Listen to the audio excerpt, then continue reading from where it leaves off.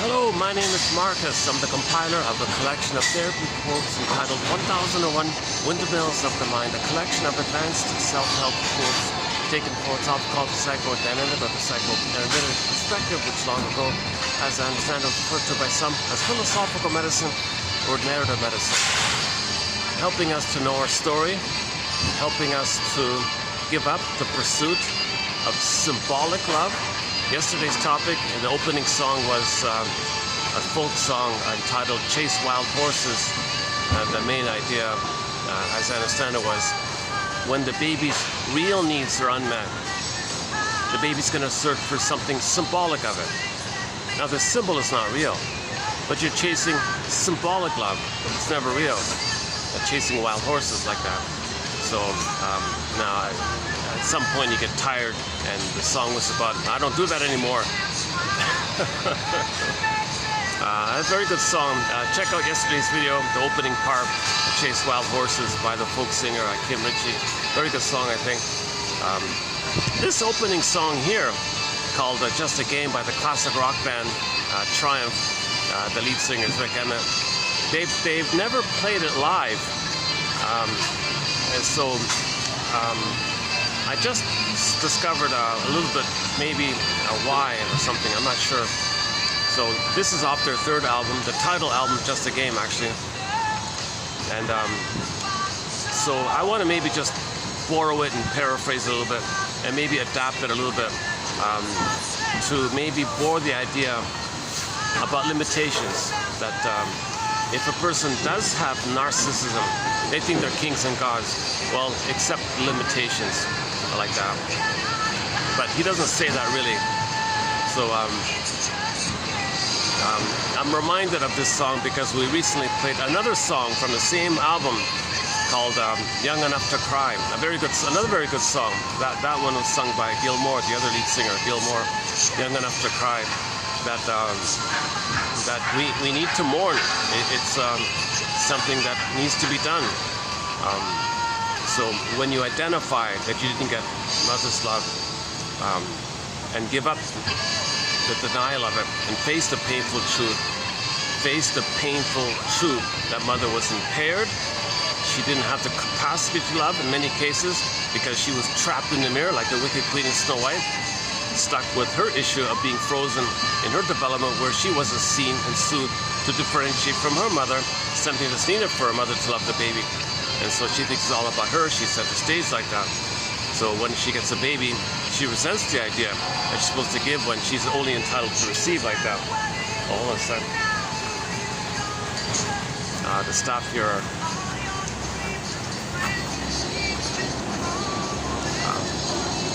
I just arrived when the event just finished, and now the events people are packing away their items. So you got three guys carrying a heavy item there, putting in the truck. So these staff guys, you know, they accept the limitation.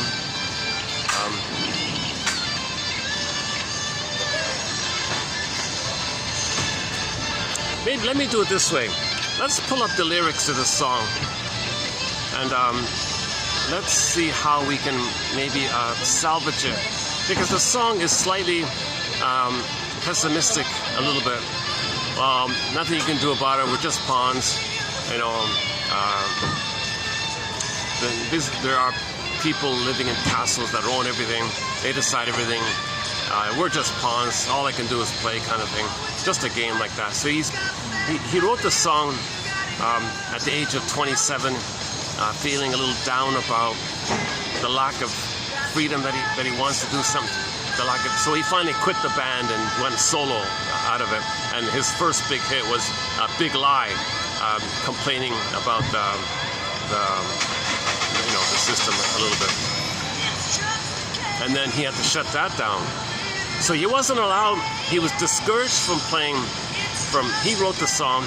The band discouraged him from it, but he got it through. But they never played it live. And when it went into digital, when they digitized the album, it wasn't available even. So they kind of removed it off the digital for a while, whatever. So then he played Big Lie as a continuation of it, maybe to update it a little bit. So then he shut that down. So finally, about 10 years ago, he's on a little stage somewhere as a soloist doing a solo concert, and he finally explained a little bit about the song. So let's, all I can do is, yeah, that's the name of the song, just a game, man.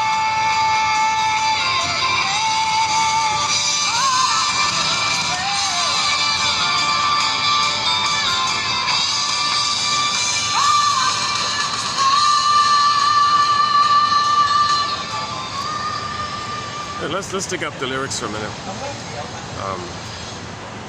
Hang on, I've got it prepared here. Hold on a sec. Hang on.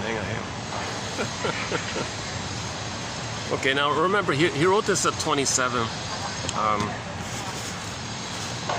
and there seems to have been a lot of pressure to muffle the song, don't promote it, not even record it. Ironically, it was the name of the. At the same time, I think Rick Emmett had some ambivalence. It may be like a controlled opposition song. Come on, people, don't complain. You're all pawns. Get over it. You're just pawns. I'm a pawn. We're all you can do is be a pawn if you're just a pawn. So so maybe it was like a controlled opposition where the song says, look, we're all just pawns. So you do your little pawn bit and be quiet. And the front album is like a game board, like a chessboard or something like that. Here it is here. Let's not sure how well it's showing up here. Wizards of a modern age cast spells of electric power. Okay, that might be the PR people, the propaganda people are often referred to in that matter. So they study, public manipulation, stuff like that. Wizards of a modern age. Okay, that's current PR companies. Cast spells. Okay, they hypnotize people. Believe this. They know that people turn on the TV, and that clicks the baby-mother dynamic, and babies believe the mother. They need to believe the mother. Even though the mother's lying to them, they don't care. They got to believe the mother. So they capitalize on that. And when the mother confuses and scares the baby, the more the baby turns to the mother. That's part of it as well. So if you're confused and scared, the more you think what you're seeing on TV is the authority. Clicking up the imprint that the baby, when he's confused and scared, must see the mother as the authority, as the mother. Obviously, she's the authority for the baby. Oh, he's sweating like me, that guy, huh? Oh, he must be the boss guy, huh?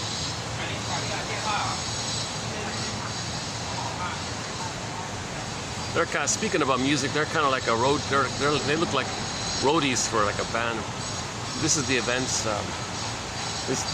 These guys go around setting up events for people at book places, and they resemble the roadie spirit.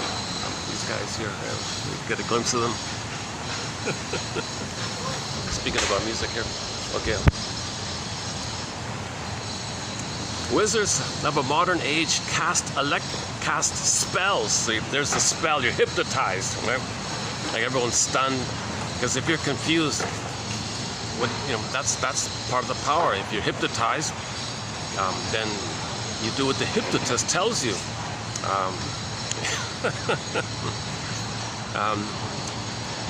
Now this is all privately owned.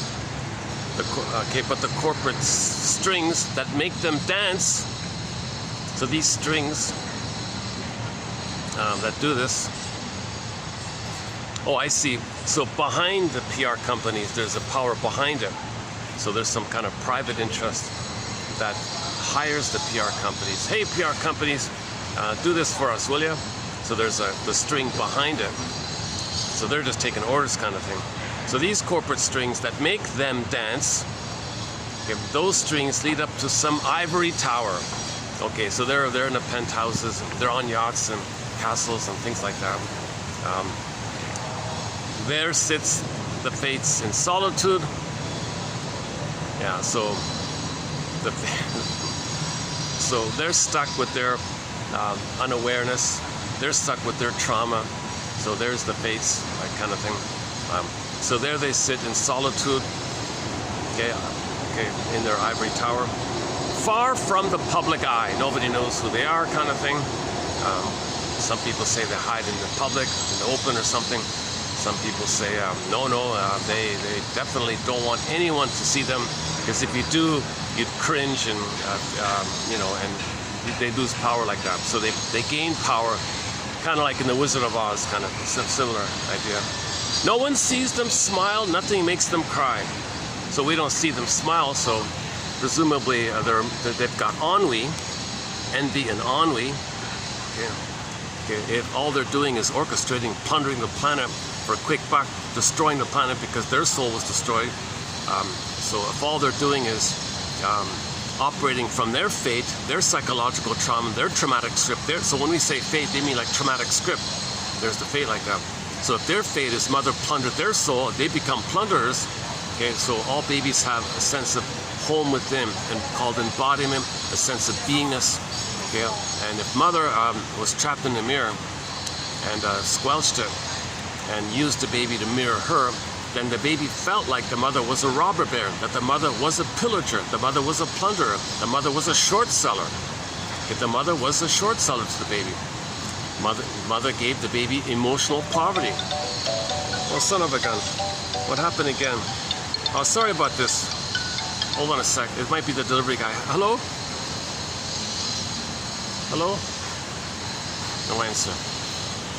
Oh, maybe it's one of those scammer things then. Oh, son of a gun. Oh, it's ringing again. Jesus Christ. What a sir. Hello?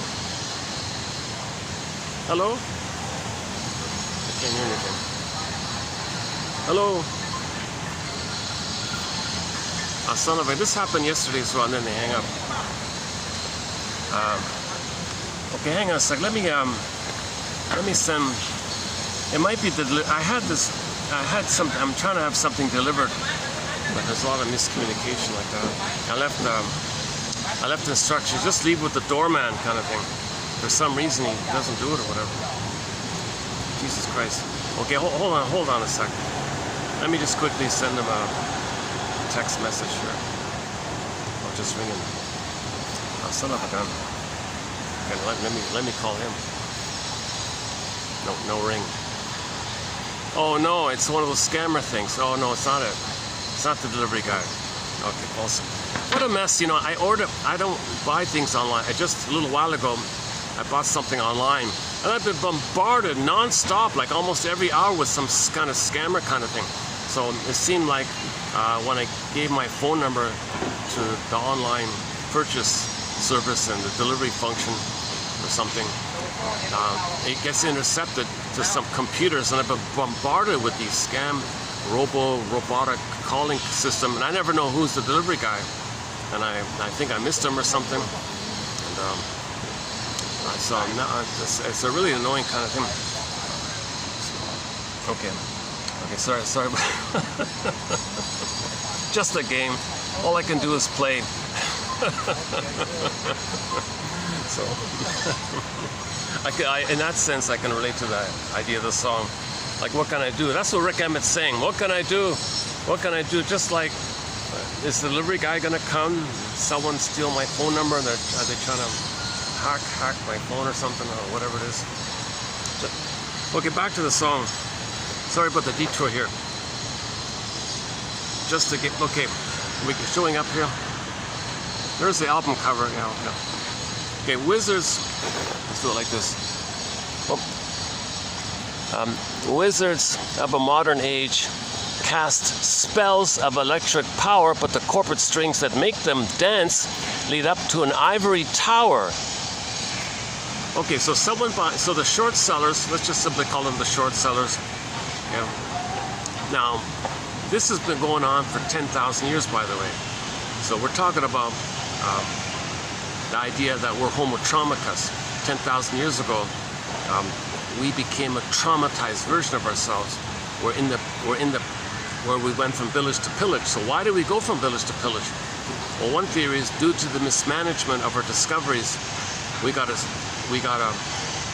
we discovered farming and agriculture. Like, whoa, the brain sent us serotonin by this extra food like that. Food means safe, safety means serotonin, it's a good feeling.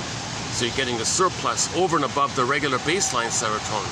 So when you get that extra level of serotonin and it goes away like that, it's not a neuro thing, it's just it's a byproduct of the brain perceiving the catch of the surplus food. Then you get the serotonin, but that metabolizes quickly. Then now you're on the hedonic treadmill. Okay, now you're like, well, I was super safe, now I'm less safe. Well, give me more farming and land. Okay, click, pillage. How do you pillage? Well, suffer the children. So the babies were removed. So intuitively, somebody got the idea, well, if we're gonna plunder and pillage, we need to traumatize the babies. How do we traumatize the babies? Well, as above, so below. So in the psyche of the child, in the mind of the baby, make it so that in the below, in his mind, in his psyche, in his memory system, intrapsychic system, endopsychic structure, in his memory system, he'll have a memory of him being plundered, pillaged, short-souled, and he felt poverty. And what the baby's going to do is to salvage a crumb of identity. He's going to make the Faustian deal and become the aggressor. That'll be in his mind like that. That means when there's trauma, we repeat. So with that mind set up, he's going to look outwardly, as above, so below. Look outwardly. Oh, well, there's me basically. Okay, there's resources and goods, and I had resources and goods. Look what over there, there's land and people's homes. Well, I had a land and a home. There's delight and all. Well, I had a potential delight. There's beauty. Well, I had a budding beauty. That was robbed. So all that was robbed of me. So you see the goodness outside of you, and you short sell it, plunder it, pillage it, because that's a reflection of your inner state. And then to deal with the anger at it all, after you shame and pillage a place, you suddenly think that's your mother, and you express your anger to the one you just shamed. So now we enter into this. Now we created a psychology that perpetuates the hedonic treadmill, self-devouring society of oral greed, insatiable greed. Because every time you pillage, it's symbolic. It's now you're into the symbolic area. Okay, so others are you. So you replay the imprint. The imprint was, once upon a time, baby came out of uterus. Mother, I need a secure connection with you. I have a budding beauty. I have an embodiment. I have a home. I have riches. I have treasures. I have resources. I have a soul like that. I have a self, an authentic I, a real I. Mother, but I need a connection with you so it can blossom and grow in the soil. And so I want to blossom, so I need the maternal soil like that. I need a relationship with you. I need what's called a secure attachment style. Please meet my needs, mother. Please see me and soothe me and make me feel safe so I can have my budding beauty, so I can have my penis. Okay, so when the baby's born and somebody pulls the baby away, okay, that's a betrayal. So babies were betrayed, betrayal trauma, birth trauma. So now the baby's, oh my God, mother, you betrayed me. Now in his anger, he'll express his anger. Mother gaslights the baby. You betrayed me again. How does he deal with the pain? Okay, Faustian bargain. So in the repetition compulsion, okay, he will cry for love and do to others what his mother did to him, because others will be him and he'll be the mother. That sort of sets up the psychology to pillage and plunder. So in other words, if the baby's soul is plundered and pillaged, he'll become the pillager and then pillage outwardly. Sociologically, he'll behave outwardly as a reflection of his inner state, as above, so below. Okay, so quickly, the baby's traumatized. That's repetition compulsion. He's going to repeat. But it's all symbolic.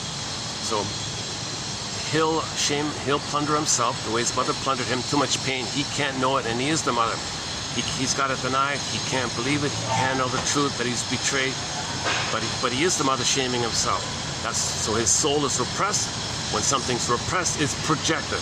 So that's externalized now. So his innocence, his resource, his goodness is all externalized. Externalization. Now he'll see outwardly whatever's good out there. Okay, that's him. Wanting, it'll be like a replay that outwardly, that's him wanting love. So he's going to replay what happened to him. So people outside of him want to be seen and supported and accepted and all that. No. Because you're me, I'm the mother. Repetition compulsion. When there's trauma, we repeat. So I gotta cry for love, mother says no to me. But I say that, but I'm the mother who says no to me. I don't want to know that. So you play me, and I'll say no to you. So mother pillaged me and plundered me, gave me poverty, so he does those things outwardly.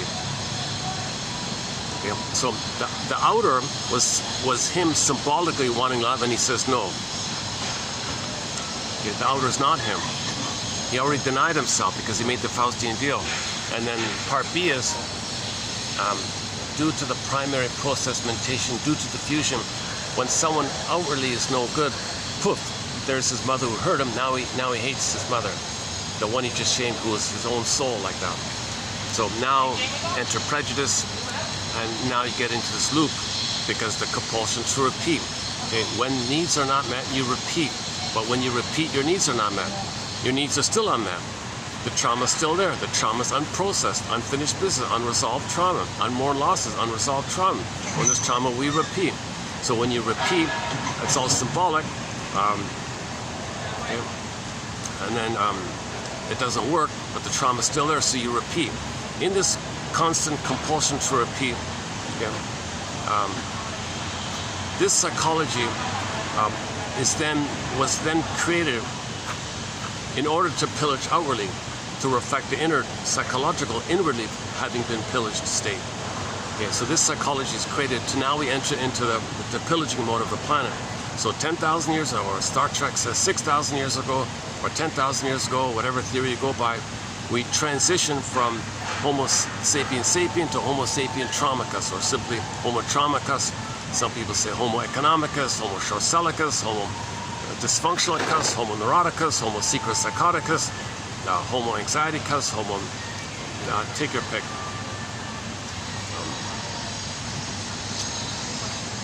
Okay, another way of saying it is weaning trauma. When the baby's pulled away, that's a weaning trauma.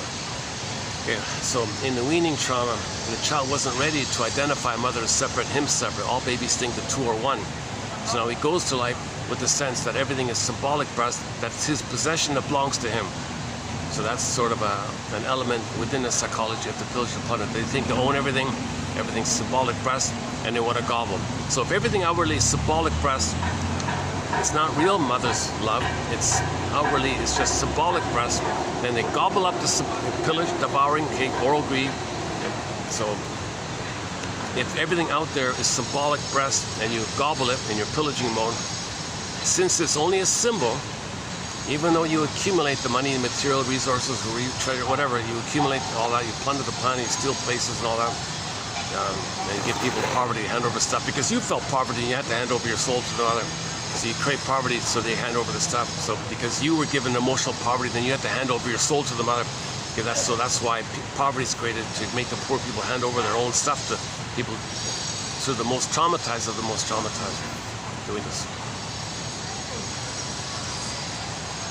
So when you look for symbolic breast, since it's not real mother, it didn't work. But the compulsion to repeat is still there.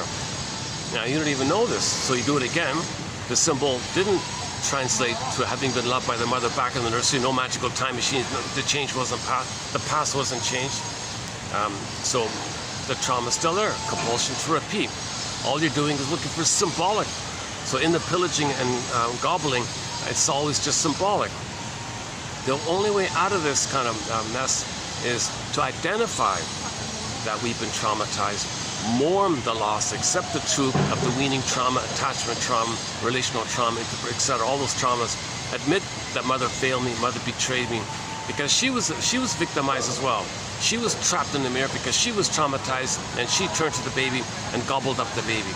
Okay, mostly speaking, that's why I have all these fantasies and myths and fairy tales of cannibalistic images, devouring, you know, so the witch won't eat me image, Hansel and Gretel, and the boar queen gobbles up people, you know, all these kind of cyclops eats the people, the Lasthagonians eat the, you know, all these gobbling.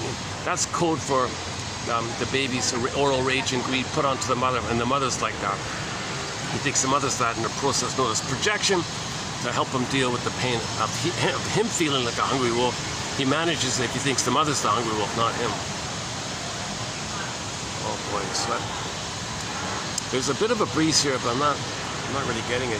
Jesus Christ. Let me take a minute break here. Let me do it. Like yesterday, I'm gonna have to do a few perspiration management runs here. Let's play that again. Actually, you know, yeah, okay, let's play it again. Just a game. Hold on a sec. Where is it? Okay, here it is.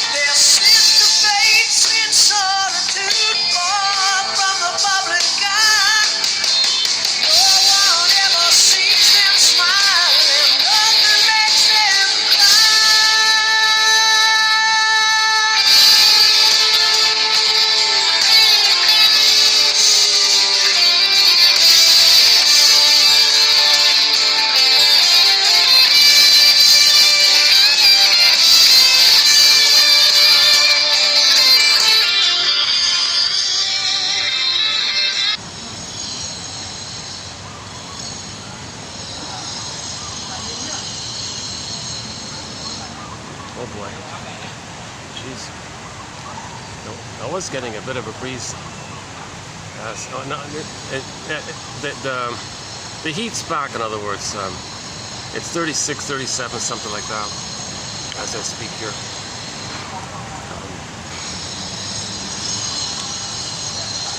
Okay, let's carry on, Wayward Son. And we closed up yesterday's video with Deli Rizdik's cover of Kansas's Carry On, Wayward Son. There's a carry on here.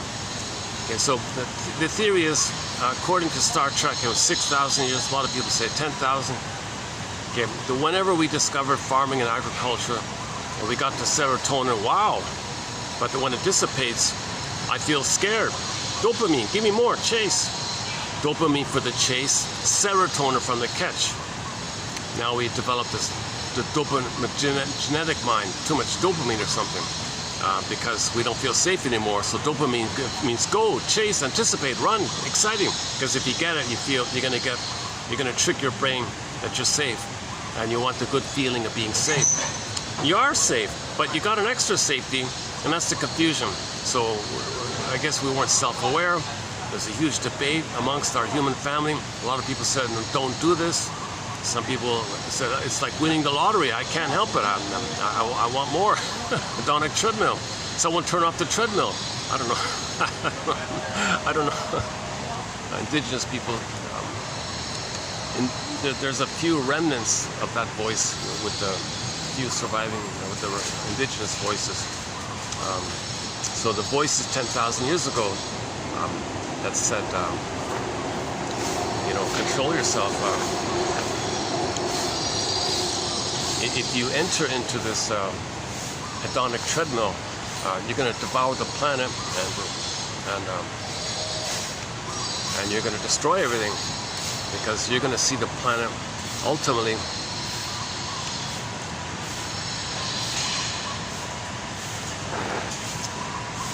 in your manic attempt to get mother's love.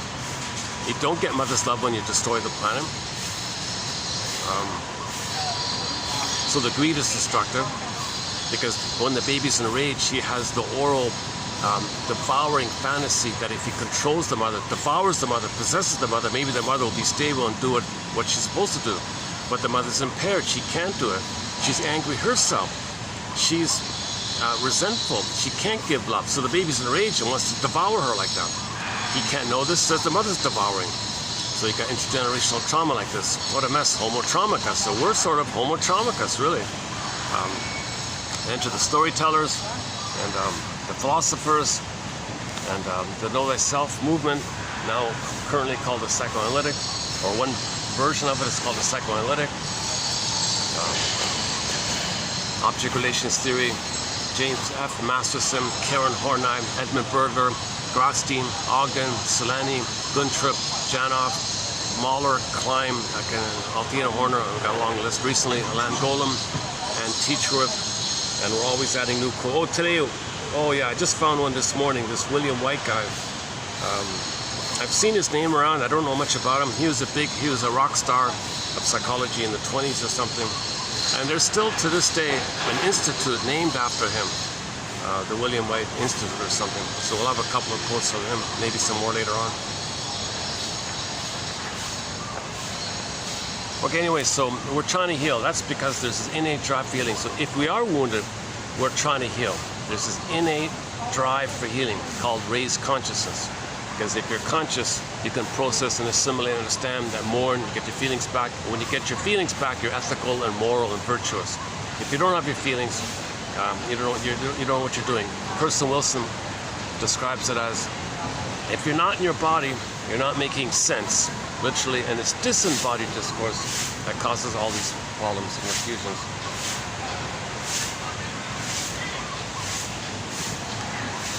I'm slightly distracted with all the.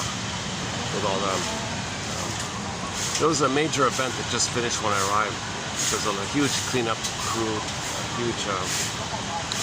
The staff is in full force here. Oh, they got to take down all these tables here. Or maybe I should move or something.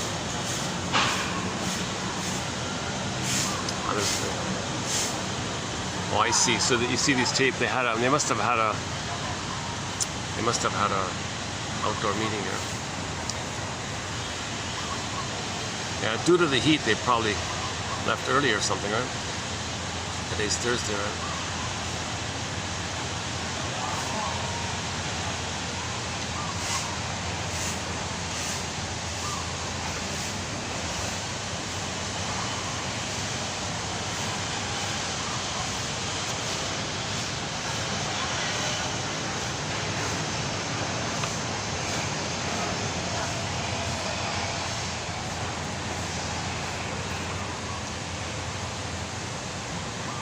So Paul Levi-Russell clarifies it in 21:19 to 29 about how when there's trauma we repeat because we want a better outcome for the past.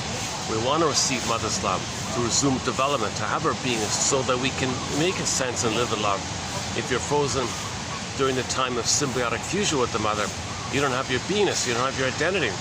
So you want to resume. So you want mother's love to feel safe to be yourself, but you were frozen, flash frozen like that.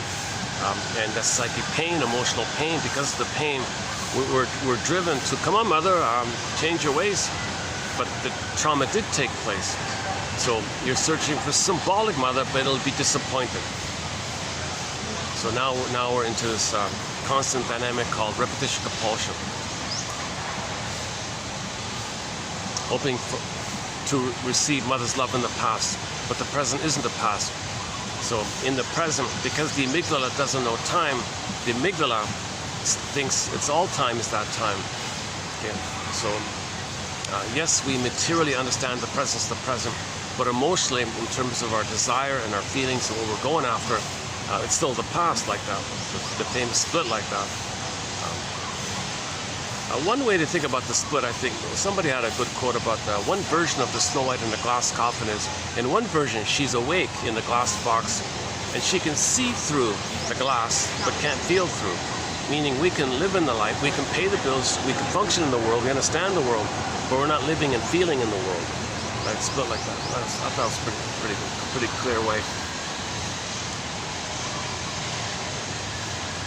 So the other image is the pin with trauma, the pin goes in the collar, under the collar of the jargonous flat affect. Okay, so it's flat. And we live to the extent that we feel embodied, our beingness, a home, a golden ball, and it's pain to feel disembodied like that. It's a real pain like that. My God. That's why we love seeing wild horses run in the field, because they're embodied, they're running there, or any animal, even birds or cats. We love to see our pets because at the zoo, or any animal, because they're embodied. And we lost our embodiment, so we stare at the animals because they're embodied. We have this, it's called the golden projection, because we're projecting our lost embodiment. We see they're embodied. We kind of like, like keeps us in touch. We recognize that we were meant to be embodied like the animals, feeling embodied like that, but that's missing. So we see it as a golden projection of how great it is that they're so embodied, so healthy. That's why I love athletes and musicians, people who don't have too much trauma, and they can be athletic, good in dancing. Rick Emmett can play, he's ambidextrous, he says, and switch hitters in baseball, or people can do break dancing or whatever. People are very athletic and can run the marathon maybe. They're kind of less traumatized. Not people run the marathon out of pain. I mean, to get an endorphin. They run in pain, but the brain sends them endorphin, so they fly, they lose track of time. Not that kind of running. The more embodied kind of running.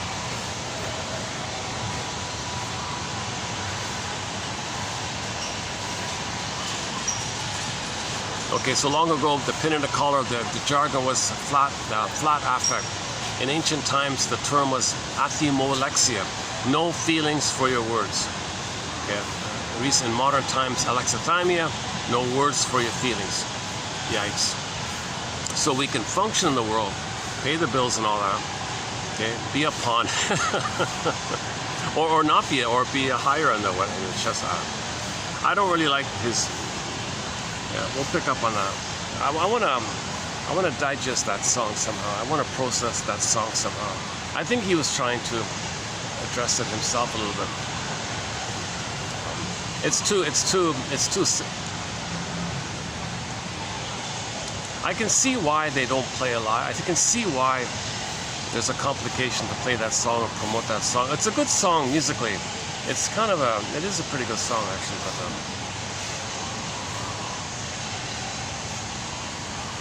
but the effect of it is, it takes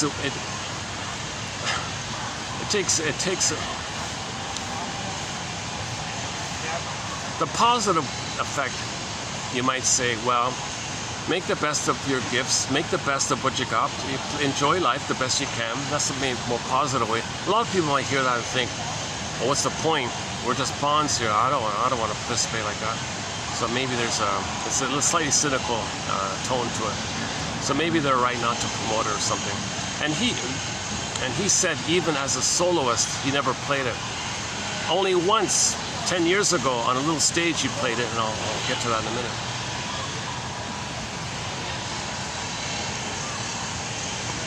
So 10,000 years ago, we became homo traumacus. Okay, we accidentally traumatized ourselves and started plundering to get the serotonin.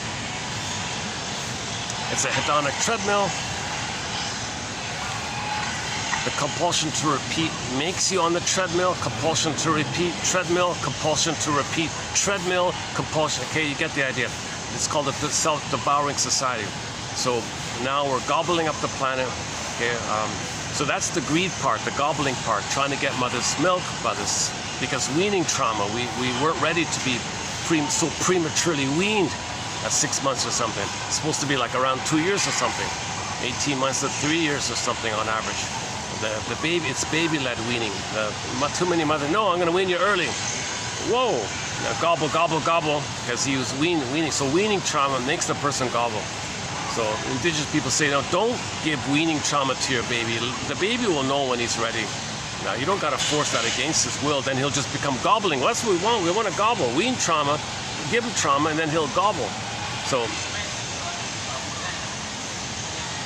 okay, that's part of the destructiveness, because the gobbling is destructive. Rabbit is up to tricks, or gobbling.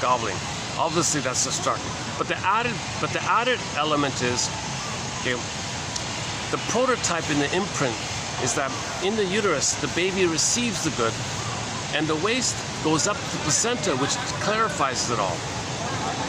gets the good, sends out the waste. Gets the good, sends out the waste. Now in the nursing time, that pattern continues. He gets mother's soothing, sweetness, comfort, love, reverie, okay, consideration, her regard for him, her presence for the baby, her having empathy for the baby, mentalizing, trying to figure out what's going on with the baby, considering the baby, seeing the baby, soothing the baby, all that kind of mirroring like quality. So he's receiving the good psychological food, not just emotional food, warmth and safety and trust and tenderness and affection, the sweetness, the soothing, the comfort, and rhythm of safety, attunement, entrainment, all flows like that. So he's still getting all the good. Now when the baby is distressed, upset, angry, he can send his distress, quote unquote, waste, and mother will process it, mentalize it, think about it, and respond with love. The pattern's still there. Mother sends the good, baby sends out the anger, the waste of the anger, mother sends down the love, whatever he's needing. So it is kind of one way. The baby can send out the good, and the baby is entitled to receive all the good, and he's allowed to send. Oh, there's that thing again. I don't know what, is this still the, so I can't, it just hung up on me automatically. Or did I accidentally turn it off? That's what I'm talking about with this scammer thing. They automatically like call you every hour, but because I'm expecting the delivery guy, I never know what it is. Hello? There it is again. Hello? I hear nothing. And then if you answer it, maybe it encourages it or something. Maybe I'm feeding the beast. Maybe I'm feeding the thing.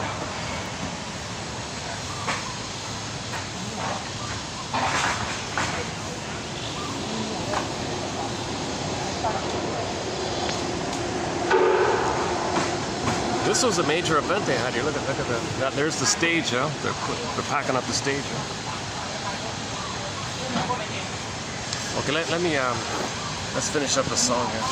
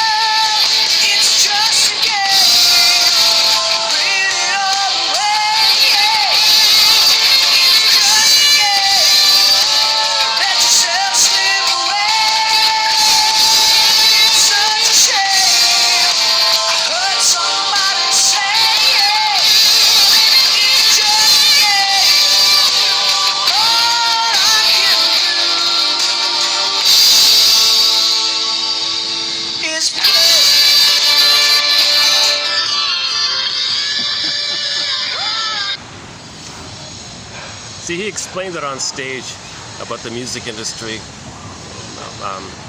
All of his ideas got squelched and squashed and all that. Jeez, he's got no say, he's got no power, no influence. There's a whole apparatus, a whole massive. The music industry is very controlled. It's that kind of thing. You don't even know what's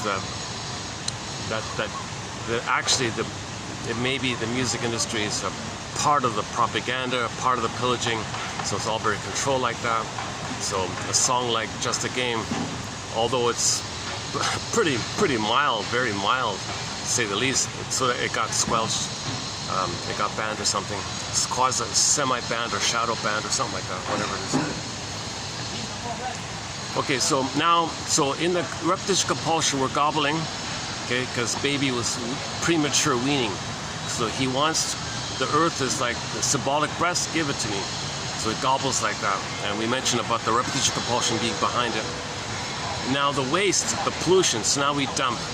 Okay, phantom placenta phenomena. The dynamic is that if there's trauma early on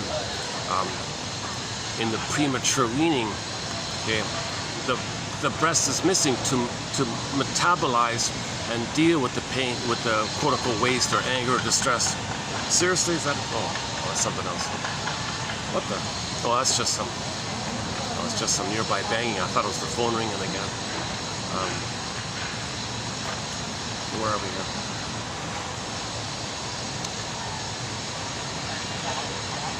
See, these staff people that they're doing all this work, they're not sweating.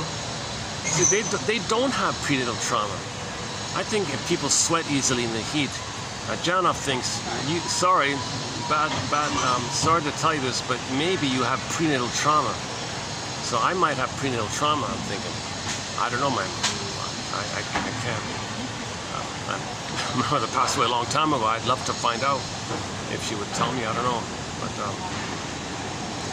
But the inference I make is I sweat easily. Janov thinks, well, based on what other things he said, it may be prenatal trauma that's behind it.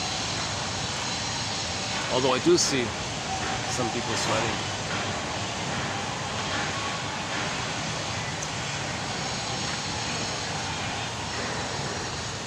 Okay, where are we here?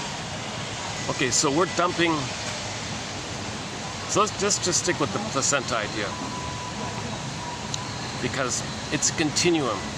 You got to think of the prenatal time, fed, baby receives the good, sends the waste, processed, receives the good, sends the waste, processed. You got to think of it as the uterine time and the extended social intrapersonal womb, because like yesterday's quote, the baby's dependent on the mother's body. So the indigenous people say when the baby's nursing skin to skin, it's kind of like a womb-like. Psychologically speaking, it's still womb-like. Yes, he's biologically born, we get that. But in terms of his needs, in terms of his development, he's in a psychological egg like that. The psychological egg, mother-infant dual unity, undifferentiation, fusion, baby's dependent on the body like that, skin to skin. So he's still in that kind of mode. So now you can think about that, let's just stick with the placenta idea. The planet is not a placenta, reality check, but we're dumping pollution, waste. 10 billion tons of plastic have been dumped into the ocean. They're still dumping. Okay, air is being polluted, water is being polluted, okay, soil is being polluted. We're dumping waste, pollute, because we think like we're dominated by the imprint that out there should process it. But reality check. Wait a minute, the planet's not a placenta. Fish are showing up dead on the shore. Seals, dolphins now, whales, and you name it, all kinds of fish are showing up dead on the shore. So the children walk on the beach and they see dead fish all over the place. Jesus Christ. But the person unconsciously thought, oh, I don't understand. The planet's the placenta, supposed to digest all the waste, supposed to digest. No, the planet is not a placenta. The planet can't do all that. If you dump all this garbage in the ocean, fish will die. It'll affect the ecology. It can't do it. The planet's not a placenta. Oh, I see. But we're not conscious, so we're doing it unconsciously.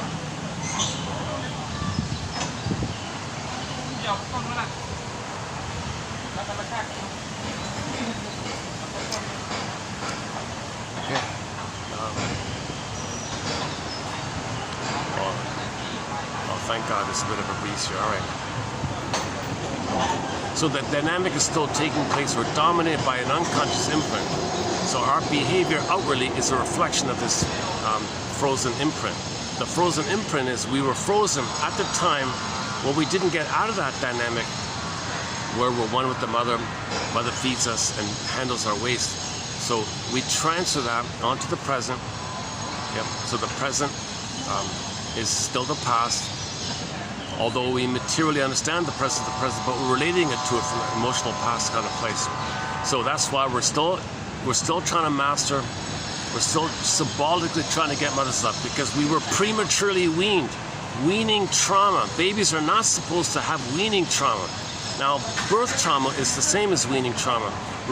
Severing the cord in the placenta is synonymous with weaning trauma. It's synonymous.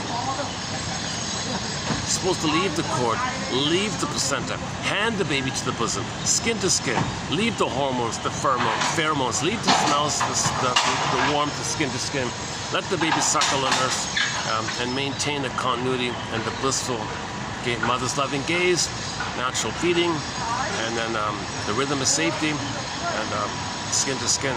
You need those three basic parts: the skin to skin, natural feeding, nerve lines in the child, nerve lines to the nipple breast of the mother, like a line there. That's for the attunement and the entrainment, so they're on the same wave, same rhythm, same track, entrainment, same track, attune, same song. Okay, and then the loving gaze, because the baby understands himself via the relationship with the mother. And how the mother's holding the baby, it's got to be smooth, so the milk flows smoothly, effortless flow, and he's comfortable and safe, and he's in a blissful Garden of Eden. That's called Garden of Eden, Shambhala, Shangri-La, Nirvana, this blissful kind of thing. Oh yeah, I just saw this morning, Faber was saying, if there's a trauma there, you might go to the New Age bookstore and buy a crystal. Because you read in a book how crystals come from the earth, powerful magnetic energy of the crystals. You buy the crystal, and he thinks that's an attempt to have your fantasy where you can be restored and get back that blissful connection with the mother. If the crystal is like the power of the earth, well, that's like the power of the mother. So they advertise the crystal or the stone or the rocks or whatever, healing stones, crystal rocks thing. They advertise it in a manner to appeal to your need to be connected in a oneness with the powerful mother. Yeah, this crystal is powerful. Oh wow! So that quote will be coming up. Maybe in the next video. Go to today's 5, right? Go to 3006. It'll be in the 6. Mel Faber.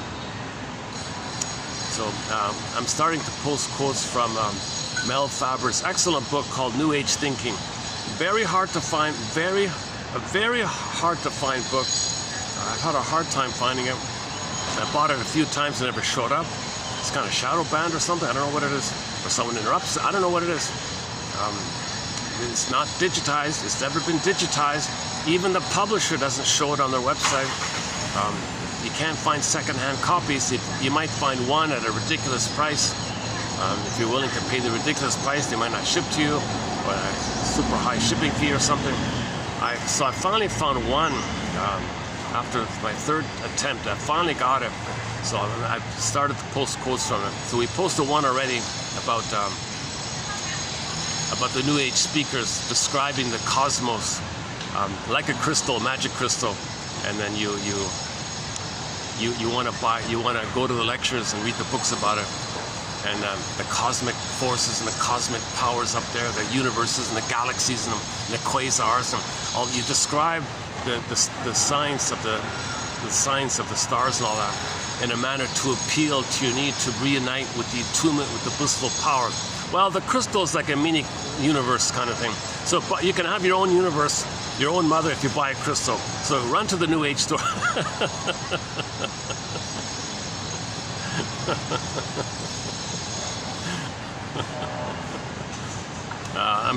That comes from Edmund Burglar. He says in his book, Divorce Won't Help, if you think that leaving your mate means you're going to leave your inner conflicts, oh no, your inner conflicts will faithfully follow you to the next marriage.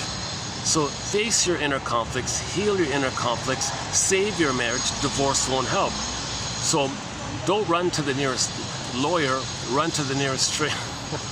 Run to the nearest shrink. Or marriage counselor, whatever.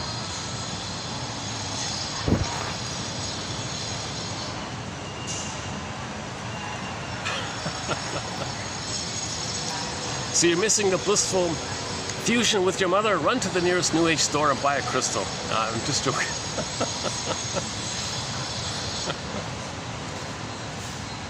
It's the same principle, right? You just describe the crystal. It's very appealing. Yeah, it's from the earth. The earth's billions of years old. A lot of energy and minerals there. Those crystals, they store all that. Well, buy it and you can connect it to it.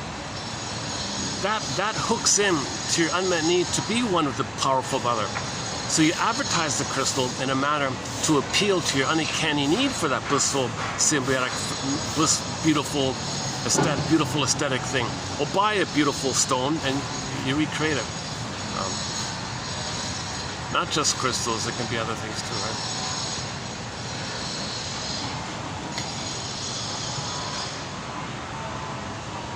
New Age thinking. Now, the blurb on the back of it says, this book can challenge the whole New Age movement. This one book, maybe that's why it was shadow banned or something. But Mel Faber's other book is available called The Psychological Roots of Religious Belief. Excellent book, highly recommend it. It was in one of those World Book celebration things. That book was mentioned in one of the International World Book Day. It was listed in there by yours truly. Very good book. The Psychological Roots of Religious Belief by Mel D, as in David Faber. I think they left him alone because he's got connections. His wife was from an influential family, so they tolerated him because of the wife. But if he were alone, they probably would have banned it or something. So he got that little connection. So luckily, they tolerated him, but they shadow banned him in a way. So you never hear about him. Not a single interview. No interviews, no radio appearances, no TV appearances. They left him alone in some little university place. And he wrote a bunch of books about him. It's sort of a common theme with him, this unresolved issue of missing fusion, blissful oneness. So we're looking for him. So, buy his crystal, buy it. Go shopping, buy an advertised product, okay? Or believe something, it'll fill it in. Or you're angry that you didn't get it, or blame someone else.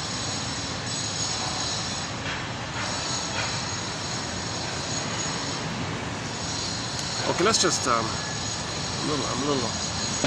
I got my videos have I notice a wave with my videos. I might have a run of really good videos where I'm in a flow, I speak clearly, more clearly, I get a lot in, and then I go into a dip. Yesterday was a bit of a dip. Today's I'm in a dip mode.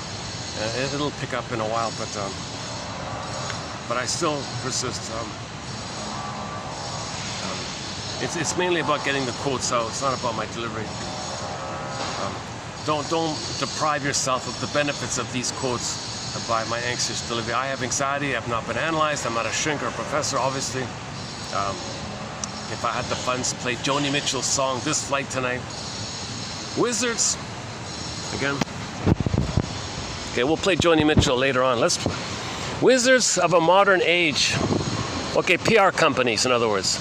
PR companies cast spells of electric power. But the private strings, okay,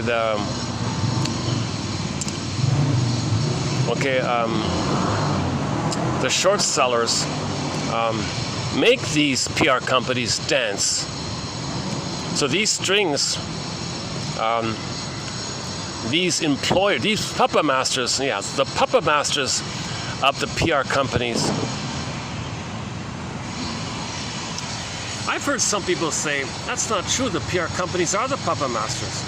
Now that's a guy, what's his name? Look up the book called Giants. There's a book called Giants. It's on YouTube by a guy named Peter Phillips. Okay, when I mention that name, I mean a professor guy who wrote the book called Giants. He has a very familiar name, a very common name. It's hard to find it. So you gotta type in the book Giants, okay, professor from Sonoma University. He's controlled opposition for sure, but the book Giants says, I think if I remember correctly, he said that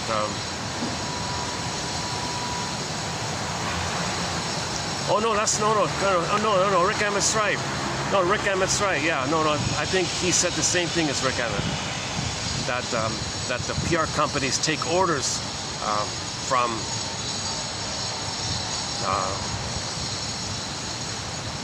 the head of the 20%, whatever. The heads of the 20%. He claims there's 200 people that call the shots and then hire the PR companies to implement. Okay, but the corporate strings that make them dance lead up to an ivory tower. Ivory tower.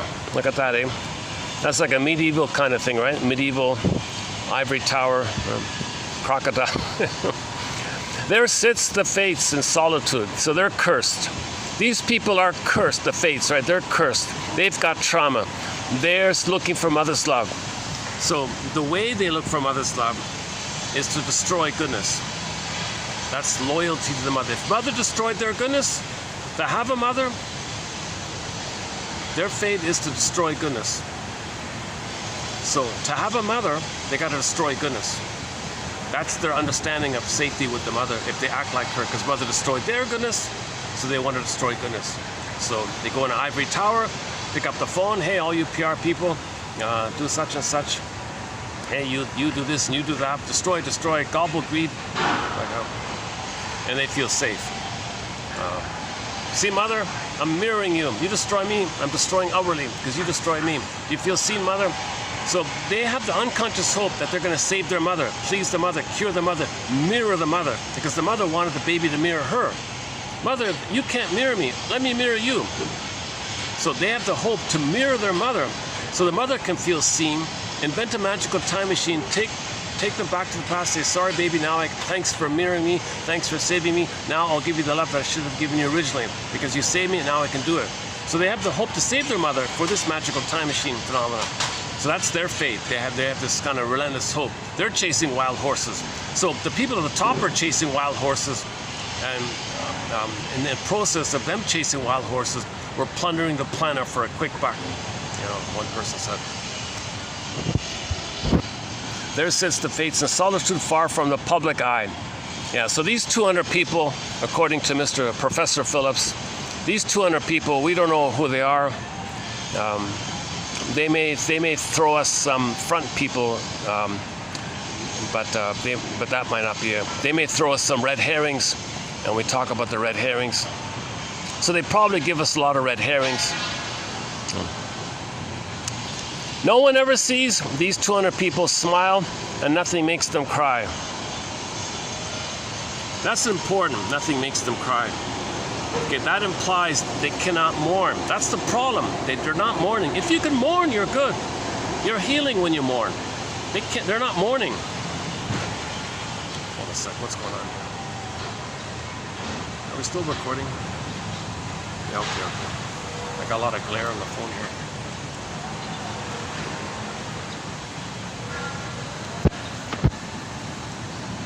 Welcome to the kingdom, the land bought and sold. Yeah, so here's the attitude. So that's a reflection that the mother treated the baby like a possession, bought and sold. You're mine. The mother has a baby, you're mine, baby. The mother emotionally thinks the baby's the symbolic breast. Baby, you take care of me. You soothe me. You be a symbiotic object for me. You be a self object for me. Now,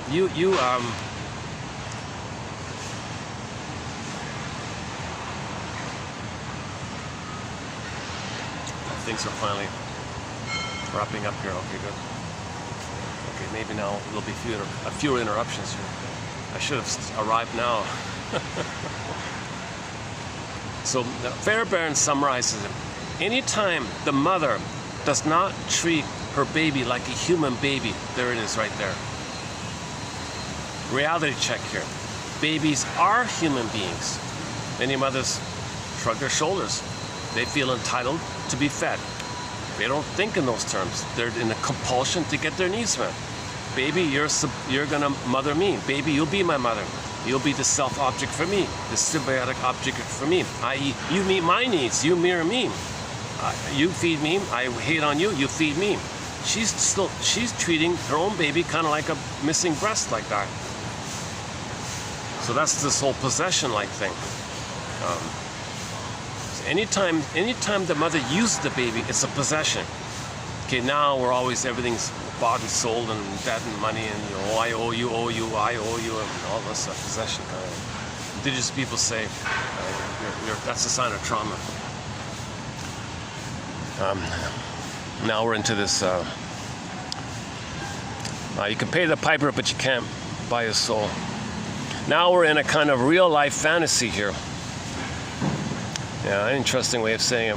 Where truths are seldom told. They can't tell you the truth. They don't know the truth. The truth means you got to have a beingness. They don't have their beingness. So how do you tell the truth? They don't make I statements. All they have is duplicity and flim-flammery, all in the service of plundering the planet because mother plundered them, and that's how they feel a connection or tie to their mother. If they know the truth, then they got to mourn and admit that the mother failed them, and they haven't done that yet, let's say. So the way out of this curse or fate is to say to yourself, my mother didn't love me. She was kind of like the wicked queen. She was impaired. The greatest hurt of all, mother failed me. That's the way out of it. And you got to feel it too, obviously. And you do this with a caring witness by telling a story. Try hard to remember that all that glitters is not gold. Okay, so all the sweet talk, it's a lie. Don't be impressed because somebody is a good speaker or something. They're lying to you probably.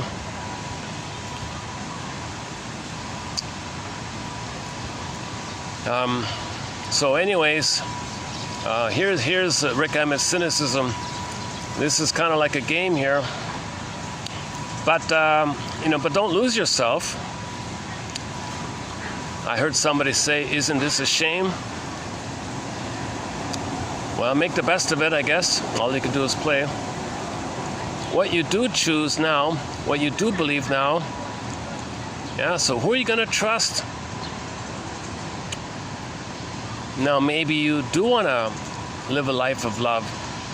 Well, somebody will be envious of that, and your dream for love will be trampled on, crumble in dust.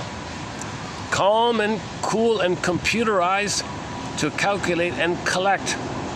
Okay, now I got the accountants. Okay, now I got the administrators, the OCD obsessive, the entitled people calculating their greed. So now you monitor. Now you, to maintain the greed, you do like a calculated kind of thing. And what do we do while the short sellers are plundering the planet? We wait and watch, and we wonder just which puppet they'll select. Okay, maybe that's the line he got him in trouble. Maybe that's what they don't want. I'm thinking maybe that's the line that shadow banned this song. This idea that the common people, all we can do is, oh, which puppet are they going to give us? Oh, they'll give us two, and we can choose between the two puppets. But it's already, it's just a show or something. Anyways, like the moth too near the flame, who learned his truth too late, or all too deep into the game. This is the master of our fate. Okay, so no one taught us this stuff. Although he's 27, he knows it already, right? Yeah, that's about it. Okay. Oh, songwriters. Oh, Gilmore takes a credit for this as well. Oh, the other two guys took credit for it. Oh, they didn't mind it, eh? All right.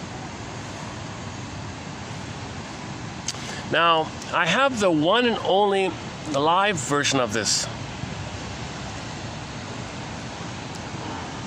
Let's play this live one. Here it is here, just a game.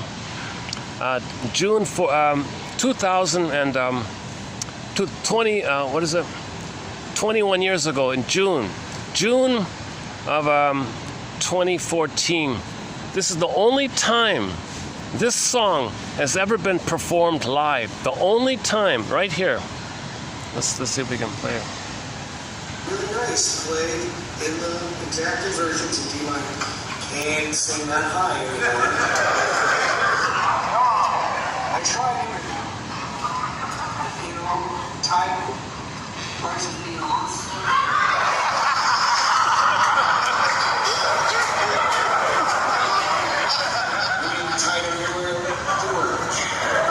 So, consequently, you can see I'm capable, but I'm going to see this much lower than I'm going to do it. The thing that I was talking to Wayne about this in the car when we got it.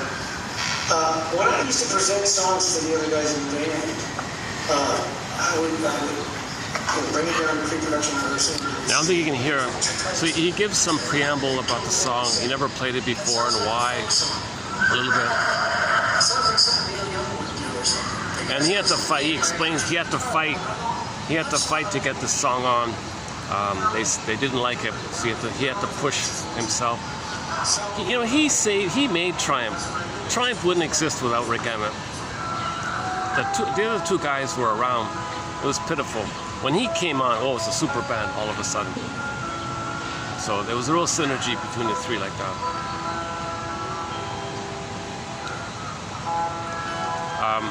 Now he says, now that he's performing alive, he said he had to change some of the lyrics.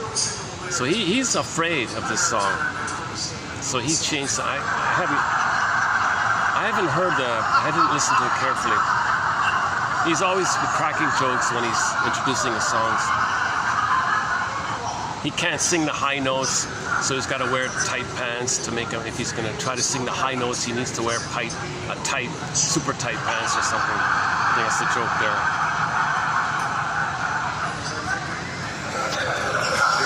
So a few little changes here and there, but it was only because I felt like I could get away with this because back when I wrote it, I was thinking about what it was like to be a young man signed into a record deal with a large corporation, RCA, and to be exposed to that whole thing of the mechanics of being this little cog in a giant promotion machine and the payroll of money that would go.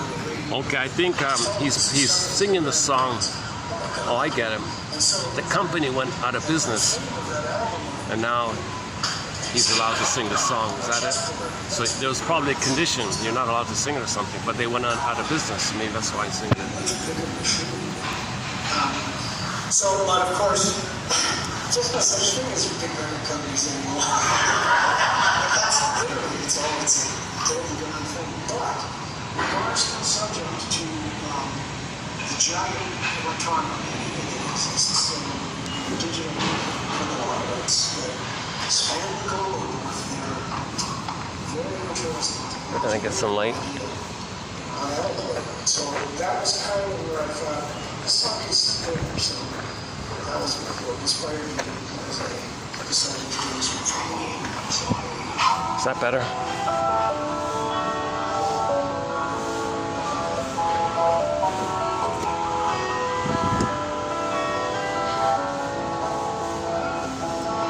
He admits he doesn't sound as good as he did in his 20s. He's in his late 50s here.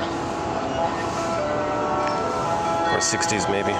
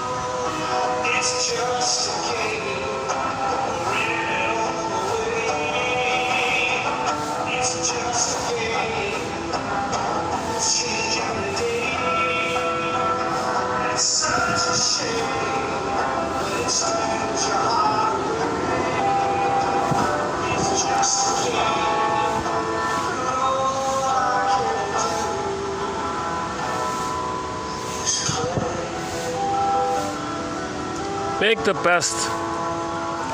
It's not about the cards you received in life. It's how you play them. Make the best of what you got. Heal as much as you can.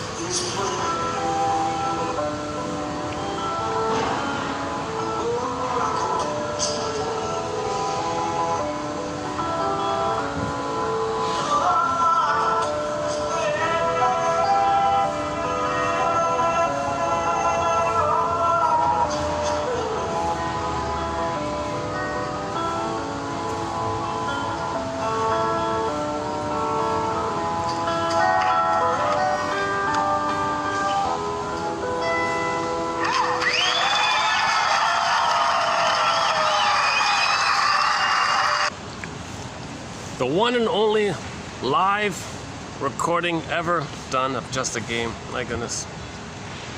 Let's dig up. One second. Let's dig up the.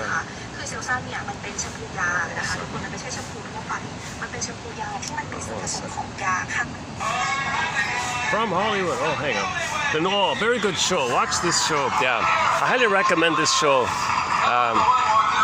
The Newlywed Game. That's a very good show. I just started watching it.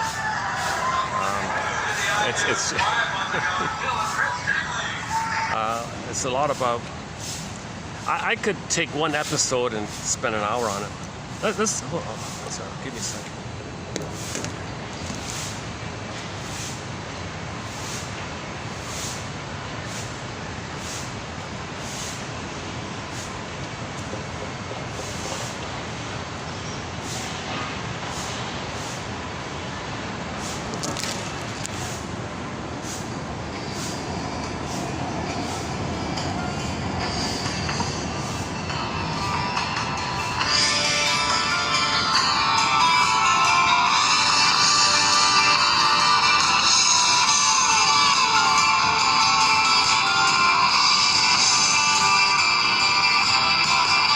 That's their third album.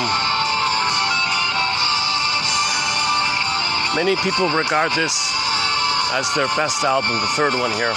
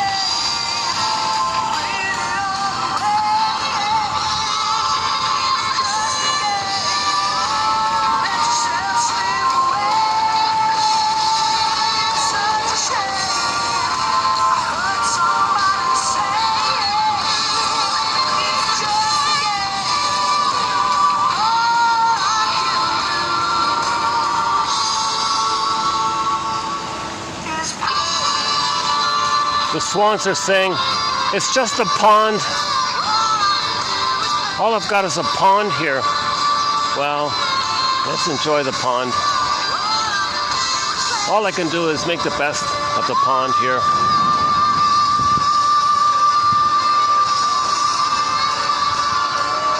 They seem okay.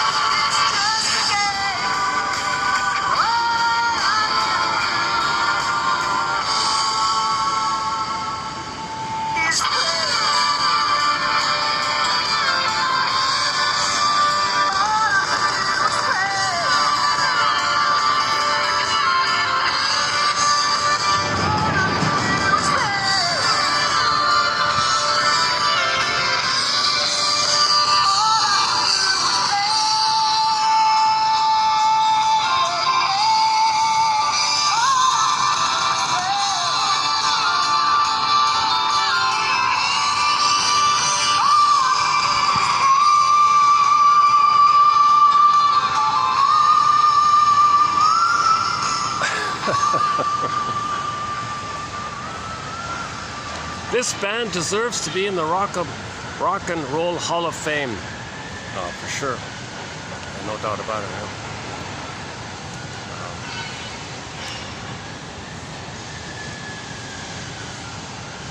Okay, where are we here?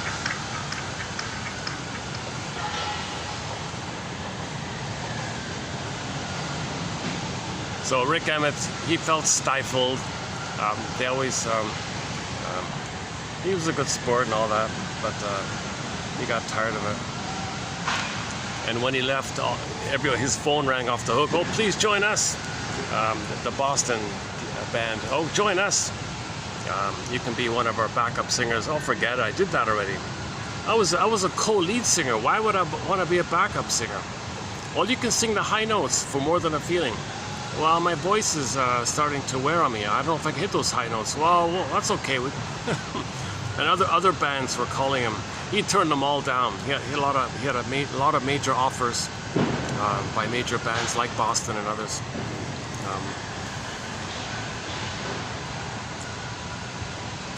We got the lyrics here. Let's take up the lyrics. Did I miss something here? Oh, sorry. Let's take it back up here. I finally realized I can go online here. All right. Wizards. Okay, PR companies cast spells. They're quite powerful, but the interests that make these PR companies do their thing. These puppet strings lead up to an ivory tower. There sits these people who had what's called, well, whatever kind of trauma they had. There they sit in solitude, far from the public eye. No one ever sees them smile. Nothing makes them cry. If they cried, I mean mourning, I mean like an authentic cry, we'd be healing. Welcome to planet Earth, where babies are not being treated like human beings. Therefore, we don't treat. Therefore, we treat the land like possessions all the time. Now we're in some kind of delusion where the planet is a placenta, or the planet is the missing breast. Real life fantasy. So, and you're part of this. You're a member of Homo Traumicus. You're in it all the way. We're all members of Homo Traumicus. We're all members of the same Earth family. We're all members of the same human family called Homo Traumicus. We're all traumatized. But stick to the innate drive for healing. Yes, it's sad. Let's do the best we can, kind of thing. So let's raise consciousness here. Raise consciousness. Know thyself. Know thyself. Find your story. Now know about trauma. And now, so that we can now feel we couldn't have felt. Yes, there'll be setbacks. People will shame you because they were shamed and they don't remember that they were shamed. So they shame you because they don't remember that they were shamed. If they remember that they were shamed, they won't shame you, but they don't remember, so they shame you. So if we don't remember, we repeat in an attempt to remember. So if you don't remember, you recreate in an attempt to remember. So if the mother shames her baby, she doesn't remember that she was shamed. She's trying to remember. If she can remember before she has a baby, she won't shame the baby, obviously.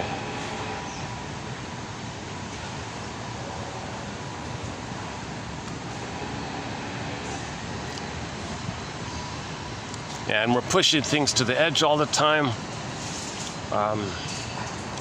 Okay, obviously the quality, the nutritional value of the food is diminishing. The air quality is diminishing. So this is too close. Like the moth too near the flame. It's too close like that.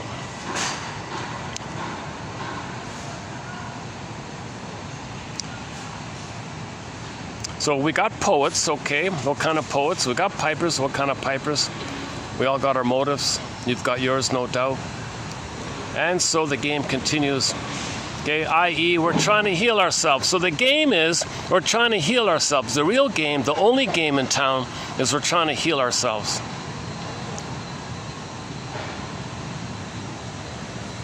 So maybe that's the conclusion. That the real game, the only real game in town, is to heal ourselves.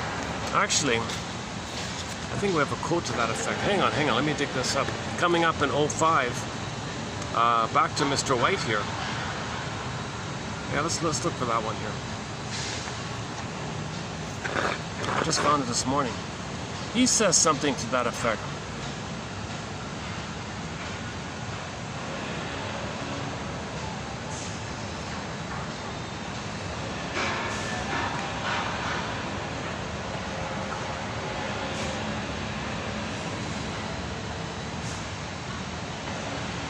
I'm kidding. I thought I had it here.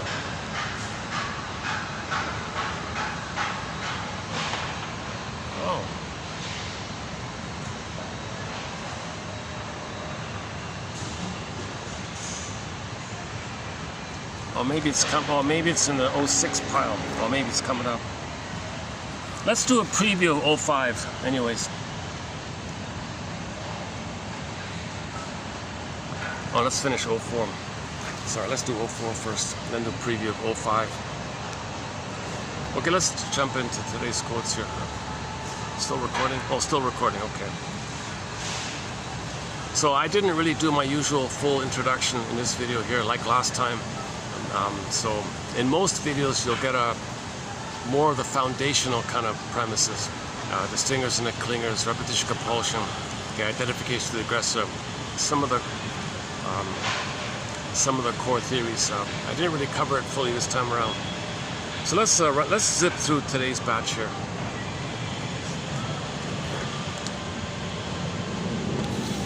Okay, the first one is about an indigenous group. So somebody discovered that in some indigenous groups, the children wean themselves off naturally, somewhere between ages 2 to 3. In another group, it was 18 months on average. In another group, it was 2 to 3. So maybe we can say the proper natural weaning is between 18 months and 36 months, which kind of makes sense, it seems. If there's premature weaning prior to that time, okay, he's frozen. The breast construct is fused with the self construct. The baby thinks the breast is his possession. He owns it. Okay, greed. Now he's an accountant. He got OCD, greed. I want to control, greed. Okay, so he feels, when mother plundered his soul, he feels guilty, pain. He thinks he's debt due to the mother. So because others in debt, you're a dude. No, you feel guilt. No, you're a dude. You're in debt. No, because they feel guilt. The outer debt is a reflection of our unconscious inner guilt. Babies feel guilt. Why do babies feel guilty? Well, they're in pain, so they may think they're being punished. They're in pain. Why are they being punished? Did they do something wrong? That's guilt. Plus, they're not getting their needs met. Maybe they're defective. There's something wrong with them, so they're defective. They're defective, so they're guilty in that sense. Number 3, children want a loving relationship with their mother. Babies want a harmonious relationship. They're going to try their best to get that. They'll make whatever adjustments in the mind to do so. The rabbit, the trickster defense mechanism is whatever they do, nice try. No baby can save the mother. No baby can cure the mother, so he failed. The memory is he failed, so he's guilty. Did you save the mother? No, you failed. Guilt, debt, guilt. So if babies feel guilt, okay, when he grows up, he puts others in debt. The outer debt is a reflection of the top 20% feeling. The most traumatized of the most traumatized of the most traumatized feel the most pain, the most guilt, so they insist on debt as a reflection of the guilt. So debt is a reflection of our inner guilt. In German, guilt and debt are the same word. They're the same word. Okay, that's pretty clear, right? So if babies experience this kind of trauma, weaning trauma, birth trauma, any kind of trauma like that, they feel debt. They feel guilt or debt. Okay. Then they identify with the aggressor, others of them, and then give them debt because they feel, because they were given guilt. So they give others guilt called debt. And to maintain the greed supplied hedonic treadmill, keep them in debt, so they keep handing over the stuff. Now we enter the self-devouring society idea. So somebody studied the indigenous people. What's normal? We don't know what's normal. Indigenous people say, well, babies nurse and they wean themselves off naturally.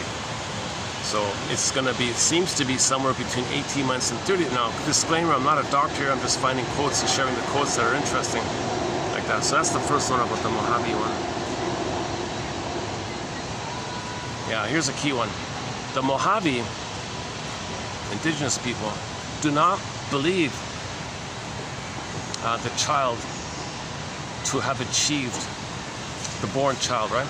To have achieved a fully extrauterine existence. As long as the baby suckles, he or she still draws upon the baby's, the mother's body for sustenance. Now, you can fool the baby and give him a plastic bottle. It's a synthetic mother, but you still dependent on it. The child, therefore, is assumed to feel that they have certain vested rights in the maternal womb or in the maternal body. So you got to regard it as a continuation. The first 4 to 5 months is a social, intrapersonal womb. That's a continuation of the intrauterine womb. Okay? So womb to womb. Okay. It's a continuum like that. If the birth trauma separates it, crashes it, okay, now greed, gimme. Okay, hedonic treadmill. Symbolic. Okay. and then dump, waste, gimme, dump, waste. So you create in the baby's brain a freezing at that time. He's skipping around in a silent scream, skipping around, silent, frozen, and he doesn't remember. It's in the amygdala. It's being driven by fantasies like this, and the fantasies called unconscious motivation. It co-opts the cortex, called amygdala hijack, to give us excuses and camouflage and flim-flammery and duplicity. Okay, all that glitters is not gold. Okay, don't believe it, you know, because the real issue is underneath him. Shall I compare thee to an onion? So,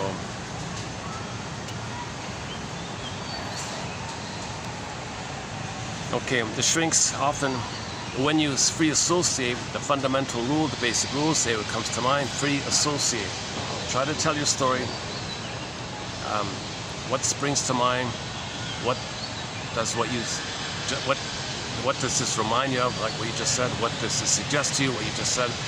And when you block it, or when you feel resistant, notice what you're doing to resist. Identify that. That's called defense before content.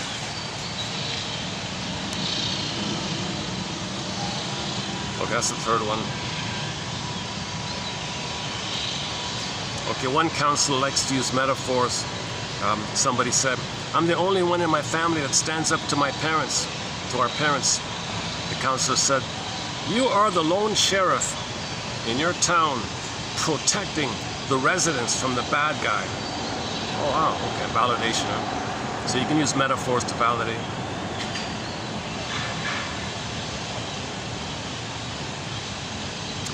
Here's an important one. Just about anything can be used as a defense mechanism to avoid thoughts and feelings.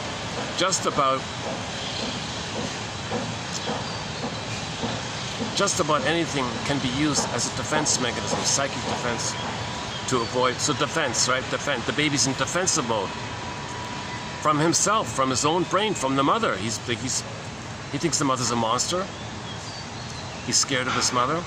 His amygdala is flooding him with cortisol. He can't run. He's got to protect himself.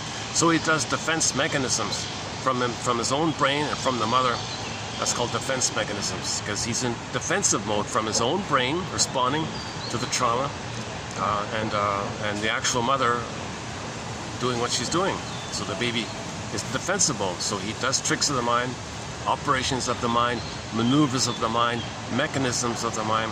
So he might make the Faustian deal, psychic splitting, then repression, projection. Now when the projection, to maintain the repression, externalize, get prejudice, blaming, scapegoat, like that, to keep it repressed. But in general terms, just about anything can be used as a defense mechanism to avoid thoughts and feelings. You can change the topic when you're talking to somebody, change the topic, stand up, fidget, stutter, There's hundreds, maybe thousands of little things anybody can do to get away from their feelings.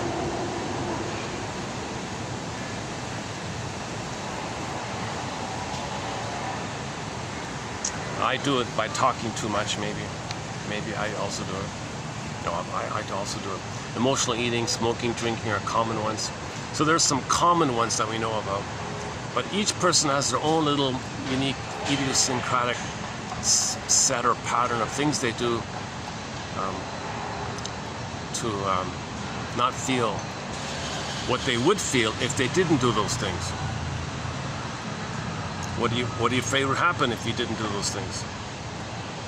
Therefore, what is productive in therapy is to help people discover their idiosyncratic avoidant processes, which can then lead to an understanding of what may be perpetuating their pain and present difficulties.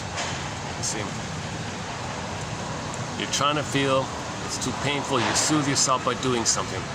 So it's so painful to tell the truth, maybe. So what you do to soothe yourself is to blame somebody and just create a red herring and create a distraction. Just a game. Rick Emmett. I'll see if I can, in that live one you did, he said he changed some of the lyrics. I'm curious to see if I can pick up on it, what he changed. Because that's a clue to maybe what banned the song. Like what was the sensitive topic. Nothing, no big deal about it. My guess is the puppet thing. Saying that there's such a thing as puppets. We're not puppets. If people knew they were kind of like just I don't see why it's so confusing. Just watch Have Will Travel with Paladin. Most of the episodes make it kind of clear the pattern, right?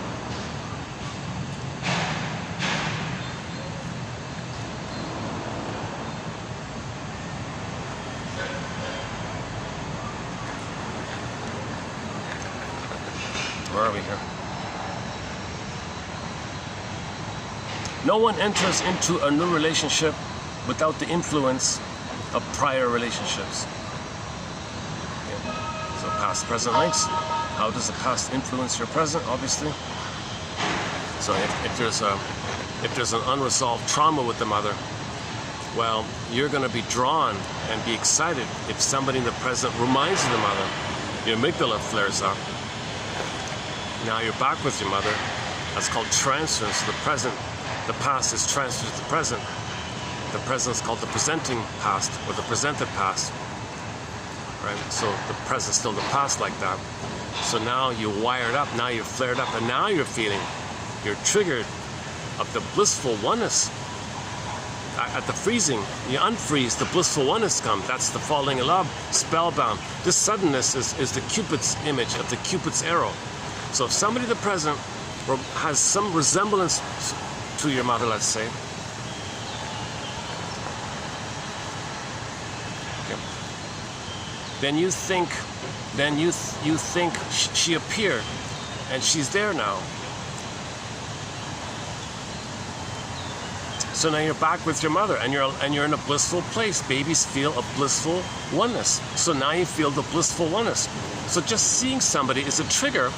This trigger like that, it's like the arrow, this sudden thing. So they would do the arrow thing. The arrow thing means past to the present. See, the arrow is past to the present. Projection. The Cupid's arrow is projection, right?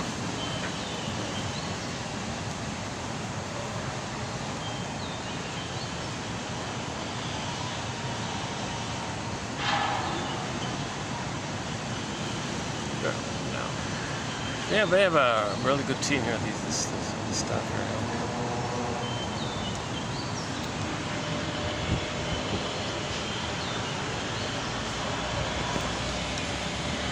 Where are we here?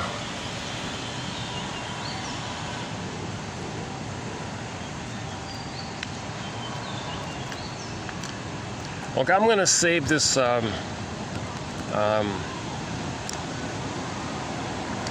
this one about the merging, using intimacy, looking for merging. I'm going to have to save that for the future. Okay, this jargon, we usually say to be psychologically minded, or the capacity for empathy. Some guys want to use the phrase mentalize. Mentalize. Okay, well, this refers to the ability to see and experience oneself and others as a psychological being affected by the past, affected by your unmet needs, the moods you're in, for yourself and others. Okay, go to 3003. Yesterday we had a lengthier quote about that. The essence of psychodynamic psychotherapy is that the past is prologue and early experiences shape later ones. A psychodynamic narrative is a story about early relationships and a coexisting story about the current experiences of adult life. That is, a narrative is always a double story. What happened in the past and how it affects what is happening now, which leads to a clearer picture of what's happening now. That's why you're doing what you're doing. The tension between these two forms the arc of therapy, commanding attention and helping the person move forward in a healthy way. Another way of saying it from Albert Einstein: the formulation of a problem is often more essential than its solution. The formulation of the problem is often more essential than its solution. If you can formulate the problem, the solution just naturally appears easily. If you can't formulate the problem, you don't know what the solution is. So identify the proper question, ask the right questions, and you'll find the right answers easily. If you're not asking the right questions, you'll get you're gonna have a hard time finding the right answer if you don't even have the right question. So he's pretty good. That's a good one from Einstein.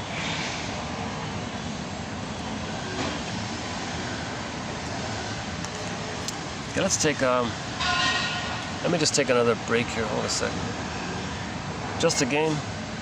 Okay, we had enough of okay, let's play another song.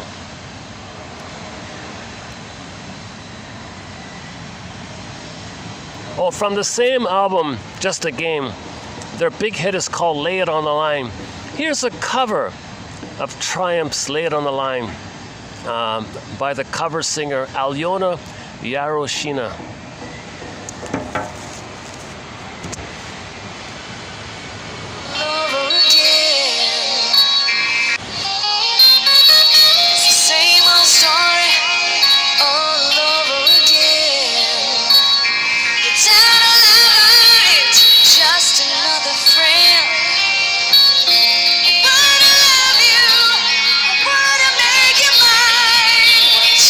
Lay it on the line.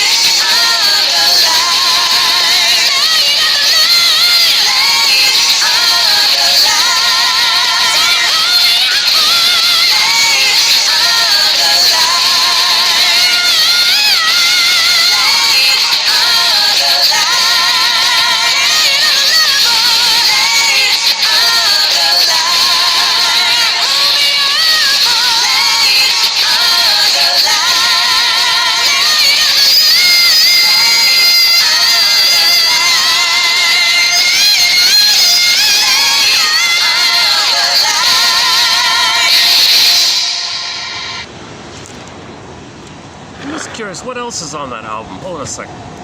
Let's look up that album for a second. Hold on a second.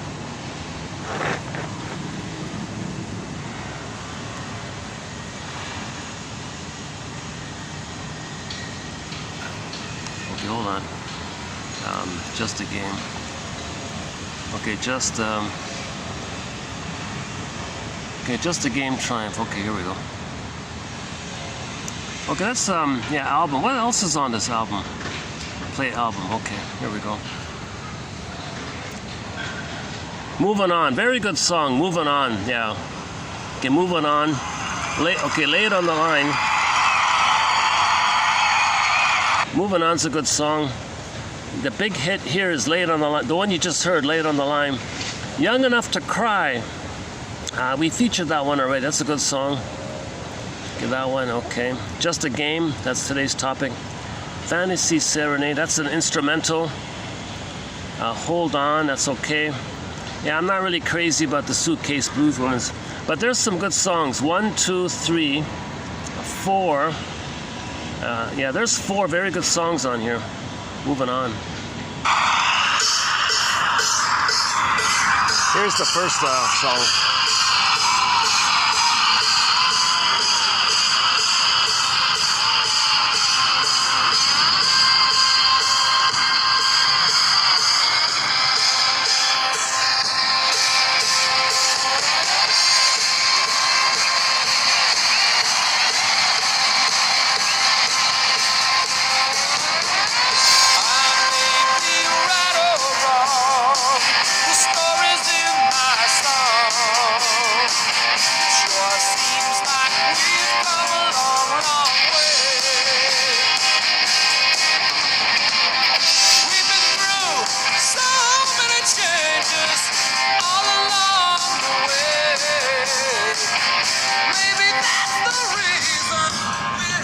Maybe that's the reason we're here today. We've been through changes. We learn, we grow, we learn. I may be right or wrong. The story's in my song. We're learning, we're growing. That's why we're here today. Okay.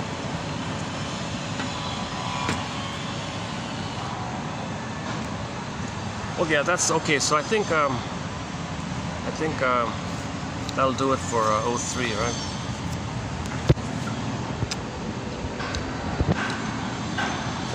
Yeah, oh, sorry, 04, pardon me, 04. Okay, the Mohave. Ask permission to look at what happened right now between the two of you. Name what just happened, and then invite the other to explore their feelings or guess about it. So if you're in other words, if you're talking to your friend, and some process, you want to talk about what just took place between you two, but you want to get their permission first. Can we pause for a minute and talk about what just took place between us here now? Oh, you're gonna criticize me? Okay, fine, let's do it. Okay, so you get permission first, and then name what you believe just took place, and go on from there. That's a key point, right? So-called process. So, talk about the process. Oh, one second.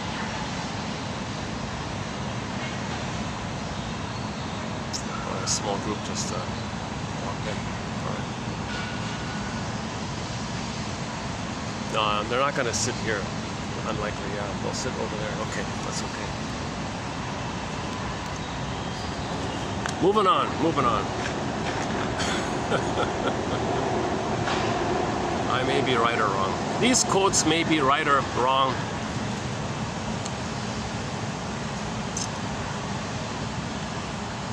Moving on.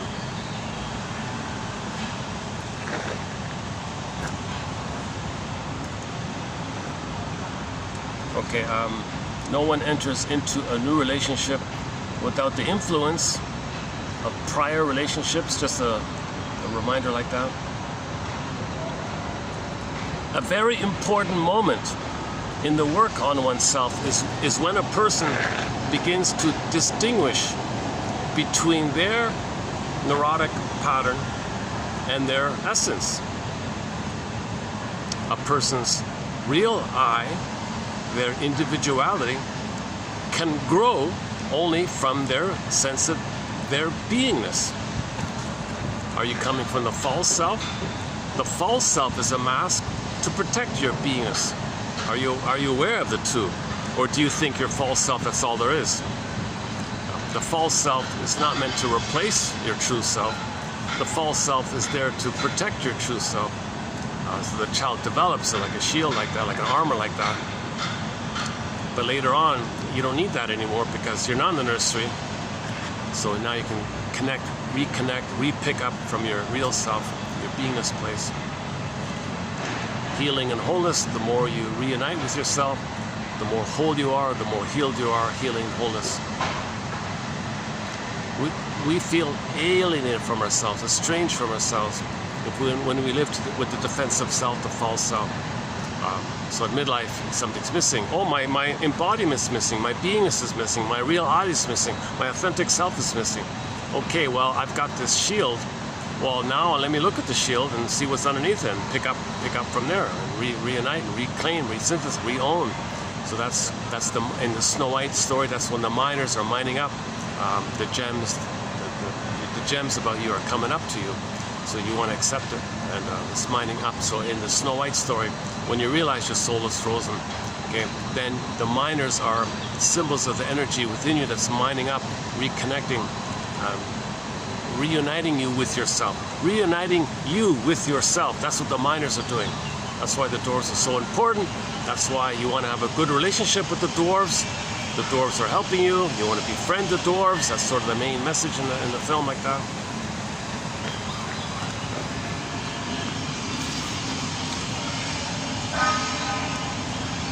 Okay, mentalize, you mentioned that. Another word for empathy is to mentalize or to be psychologically minded. It just means you admit that you have an imprint, that you have a traumatic script. Okay, let's do a preview of 05. Let's see. I just found these ones today. Let's see.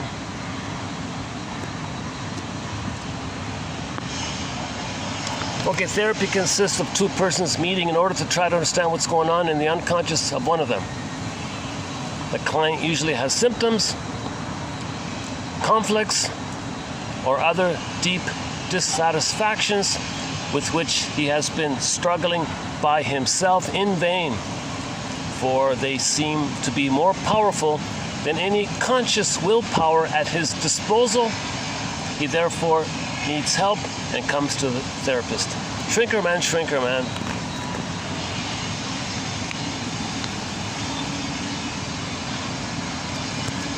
Okay, let's do that tomorrow. Okay, transference, a couple on transference tomorrow. Okay, so we'll talk a bit about transference tomorrow.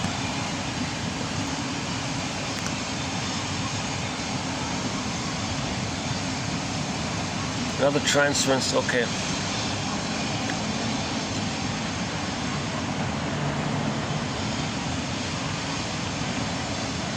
Okay, see, if somebody's cynical, you see, that's repression of your anger.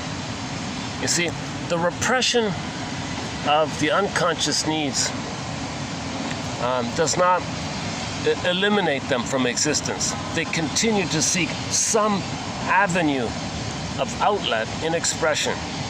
But inasmuch as they are unacceptable, they cannot come frankly into the field of conscious awareness. They therefore react to the subterfuge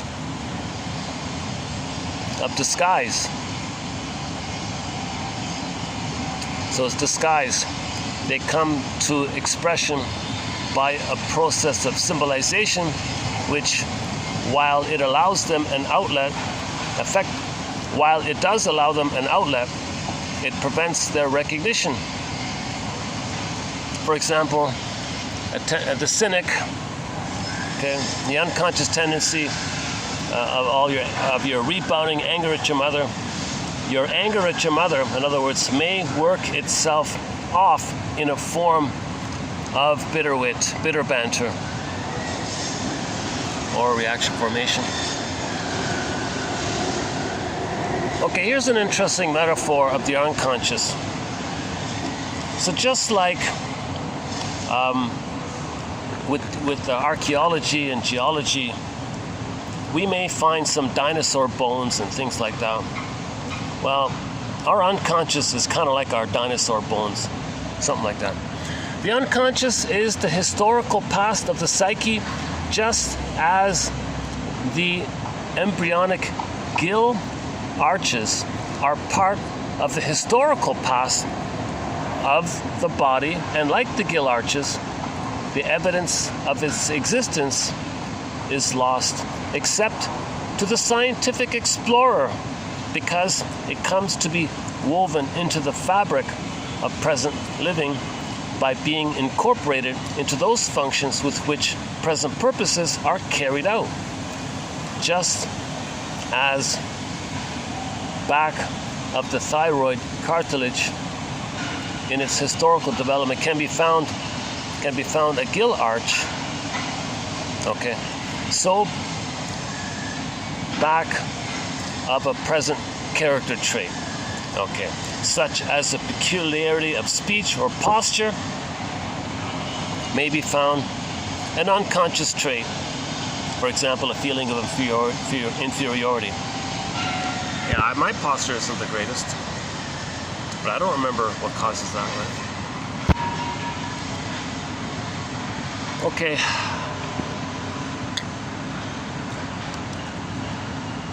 Okay, 1920. In 1920, W.H.R. Rivers gives his opinion that the symbolic distortion of unconscious wishes is not due to a process resembling censorship, nor is it for the purpose of disguising their nature from the person, but that as the control of the upper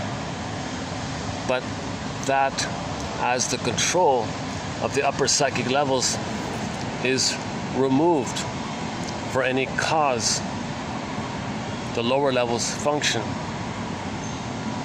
in their own characteristic way, and their symbols, because belonging to a past which has been left behind in the course of development, are not simply recognized. They speak a strange language which is not understood, to be sure, but which is not intended to be obscure or unintelligible. So similar to the gills idea. What happened to us as a baby, we don't have our higher mind to understand it. All right. Okay, psychosomatic illness. Psychosomatic illness is a manifestation of that dynamic interplay between person and environment, okay, baby and mother, when, for the time being at least, the balance is on the wrong side of the ledger, when the baby, for some reason, is losing out. Mother, you're hurting me. Psychiatry, therefore, must busy itself not with the study of a longitudinal section of the disease process, its course and outcome, but with a longitudinal section of the individual, which shows how a given type of personality makeup has reacted to a given type of stress, how it has brought its assets and liabilities to the problem in hand, how it is dealing with that problem. Yeah. So look at that, eh? So, studying the life of the person's story, how he coped with trauma, what personality structure he developed, how does he deal with the anger of his mother, which leads to psychosomatic symptoms. This whole story is needed to mourn the loss of not getting your needs met, which is why your anger turned inwardly leads to a symptom. If you only talk about the symptom and not what caused the symptom, you're only playing whack-a-mole with your symptoms. Well, now it's nice and quiet around here. Let's see, what time is it?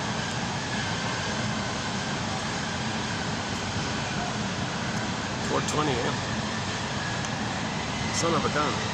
Yeah, yesterday, I think it's the heat. This sudden increase in the heat has made me a little, I gotta get used to this new temperature thing.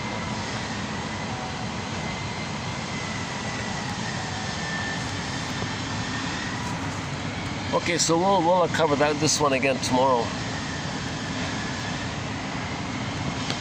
And then in 06, we'll do the Faber one about the crystals. Something on the lighter side here.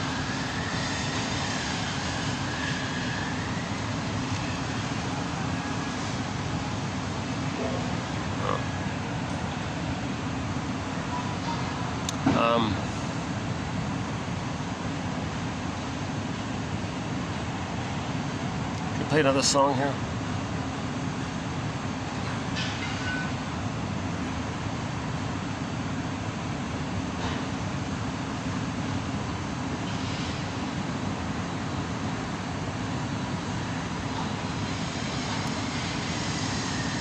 Oh, why don't we close up with Chase Wild Horses, yesterday's song. Okay, due to my feeling of fatigue today here, I think I'll make this a shorter video. So I'll just play yesterday's song, Chase Wild Horses. And when the song ends, I'll close the video. So let's just, let me say thanks very much for putting up with my sweat, my interruptions, my stuttering, not speaking too clearly today, my fatigue. I have not been analyzed. Oh, I promised to play Joni Mitchell, yeah. Dan McCafferty. Let's do that then. Yeah, hold on a sec. Let's play Dan McCafferty. If I had the funds, play Joni Mitchell's song, This Light Tonight, made popular by Dan McCafferty. And okay, let's see. This Flight Tonight.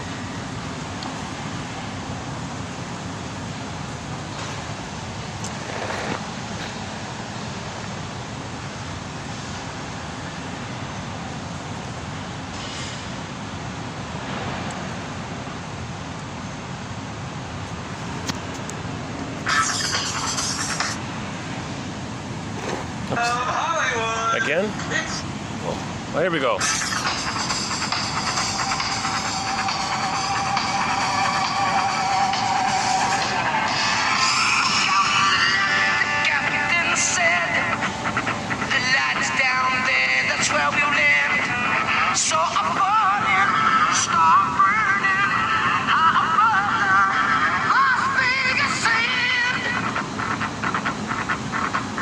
Wasn't the one that you gave to me that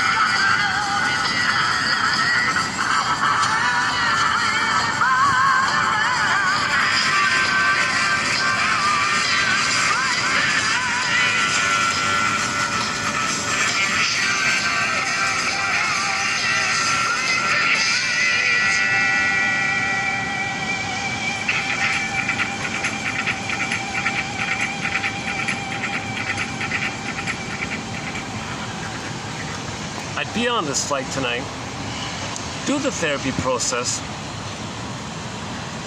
pick up the phone 3 years after, and show you the after. So you're seeing me in before therapy mode. I have not had the chance. Right. I have not done any kind of analysis. I've got blind spots, obviously. So like that quote, we need help, right? Grief is healed when it's witnessed by a caring other. The caring other makes it safe for you to tell your story. You need to feel safe to tell your story. If you try to tell your story and the other person's triggered and they say they're there now, okay, that means you can't tell your story because the other person's triggered, and how they soothe themselves is to make you stop talking about it because they don't want to be reminded of the pain that's coming up because you're talking about their unprocessed pain as well. So the caring witness has done the analytic process. They've got their feelings. They've ridden the firebird in the morning, so they're okay like that.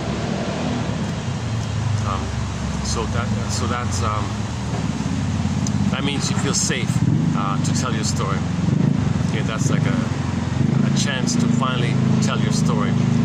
Everybody is meant to tell their story to one person in a safe manner. So you just the other person doesn't give you any answers. He just makes it safe for you. He may, point out a few things. I noticed you said that. Oh, so he notices when you resisted. Oh, yeah, okay. All right, and if he does give you any kind of interpretation, it's always tentative. It seems as if perhaps, what do you think? Oh, yeah, okay.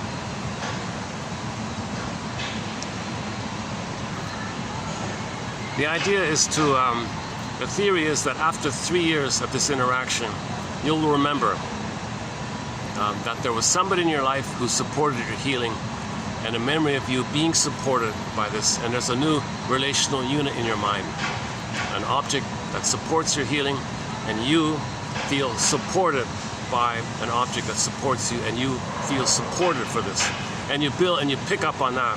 So when you think like a shrink, thanks shrinker man, I'll take it from here, and you pick up on it like that. I think that's the main idea. Whether or not you either A, you can pick up on it. Usually, I don't know, I've never done it. I don't know. But according to the film, The Three Faces of Eve, it's 3 years to get the Jane mind. So part of the healing journey is to get to what I'm calling the Jane mind, the both and mind. Oh, hey, a rare appearance by one of the cats. This cat never approaches people. This cat never approaches people.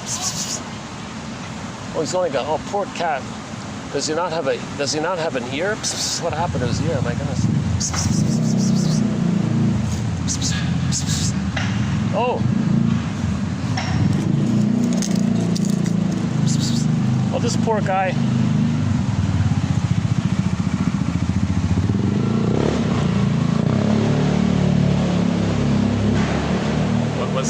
Wasn't there some kind of boxer or something who bit the guy's ears? Is that Picasso or something? Oh, there's the Picasso cat. Is that the one? Oh, oh my goodness. Oh, there's another one. Oh, these are new cats. Yeah, look at that. Oh, these two are new. Oh my goodness, where'd they come from?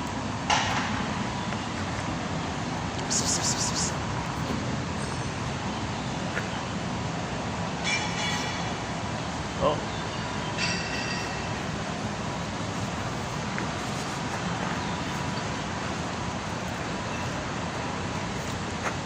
I'd love to do some videos in Istanbul, the city of cats. The cats will be all over the place. So I'd love to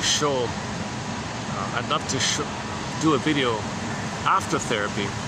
I'd be calmer, more embodied.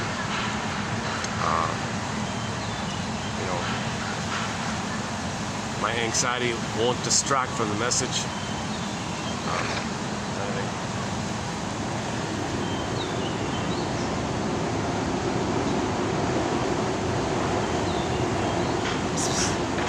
Oh, there he is.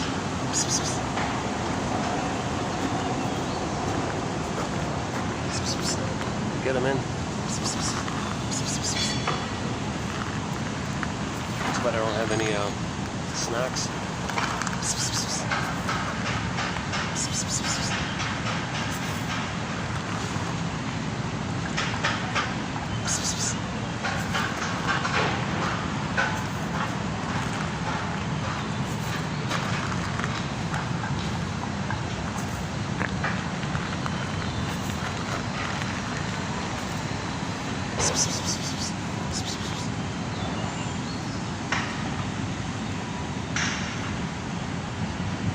Can I pick you up? Will you let me pick you up? Let's see.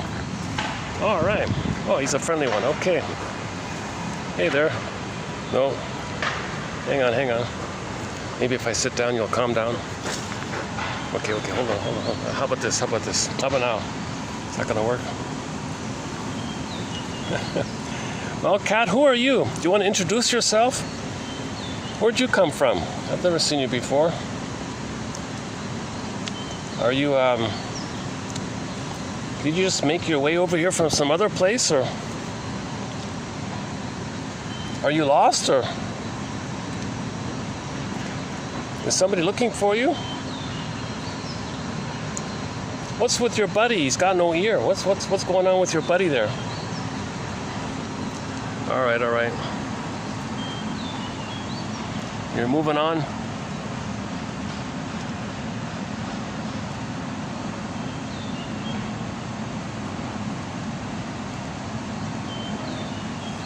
Okay.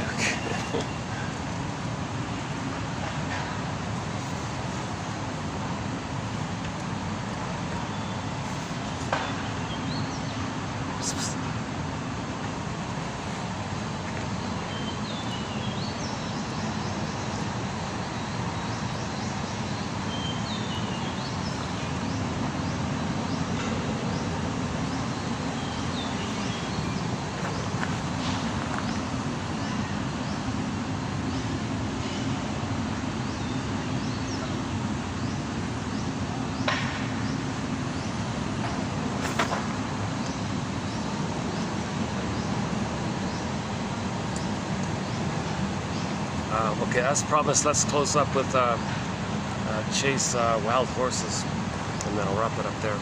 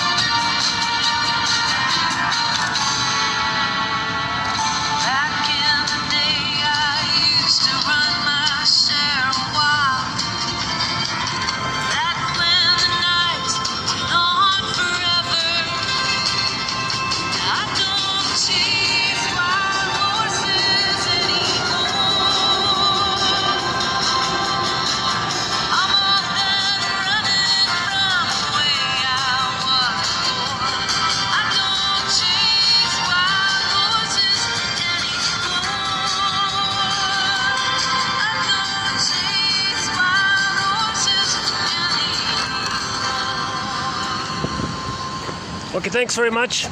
See you in the next video.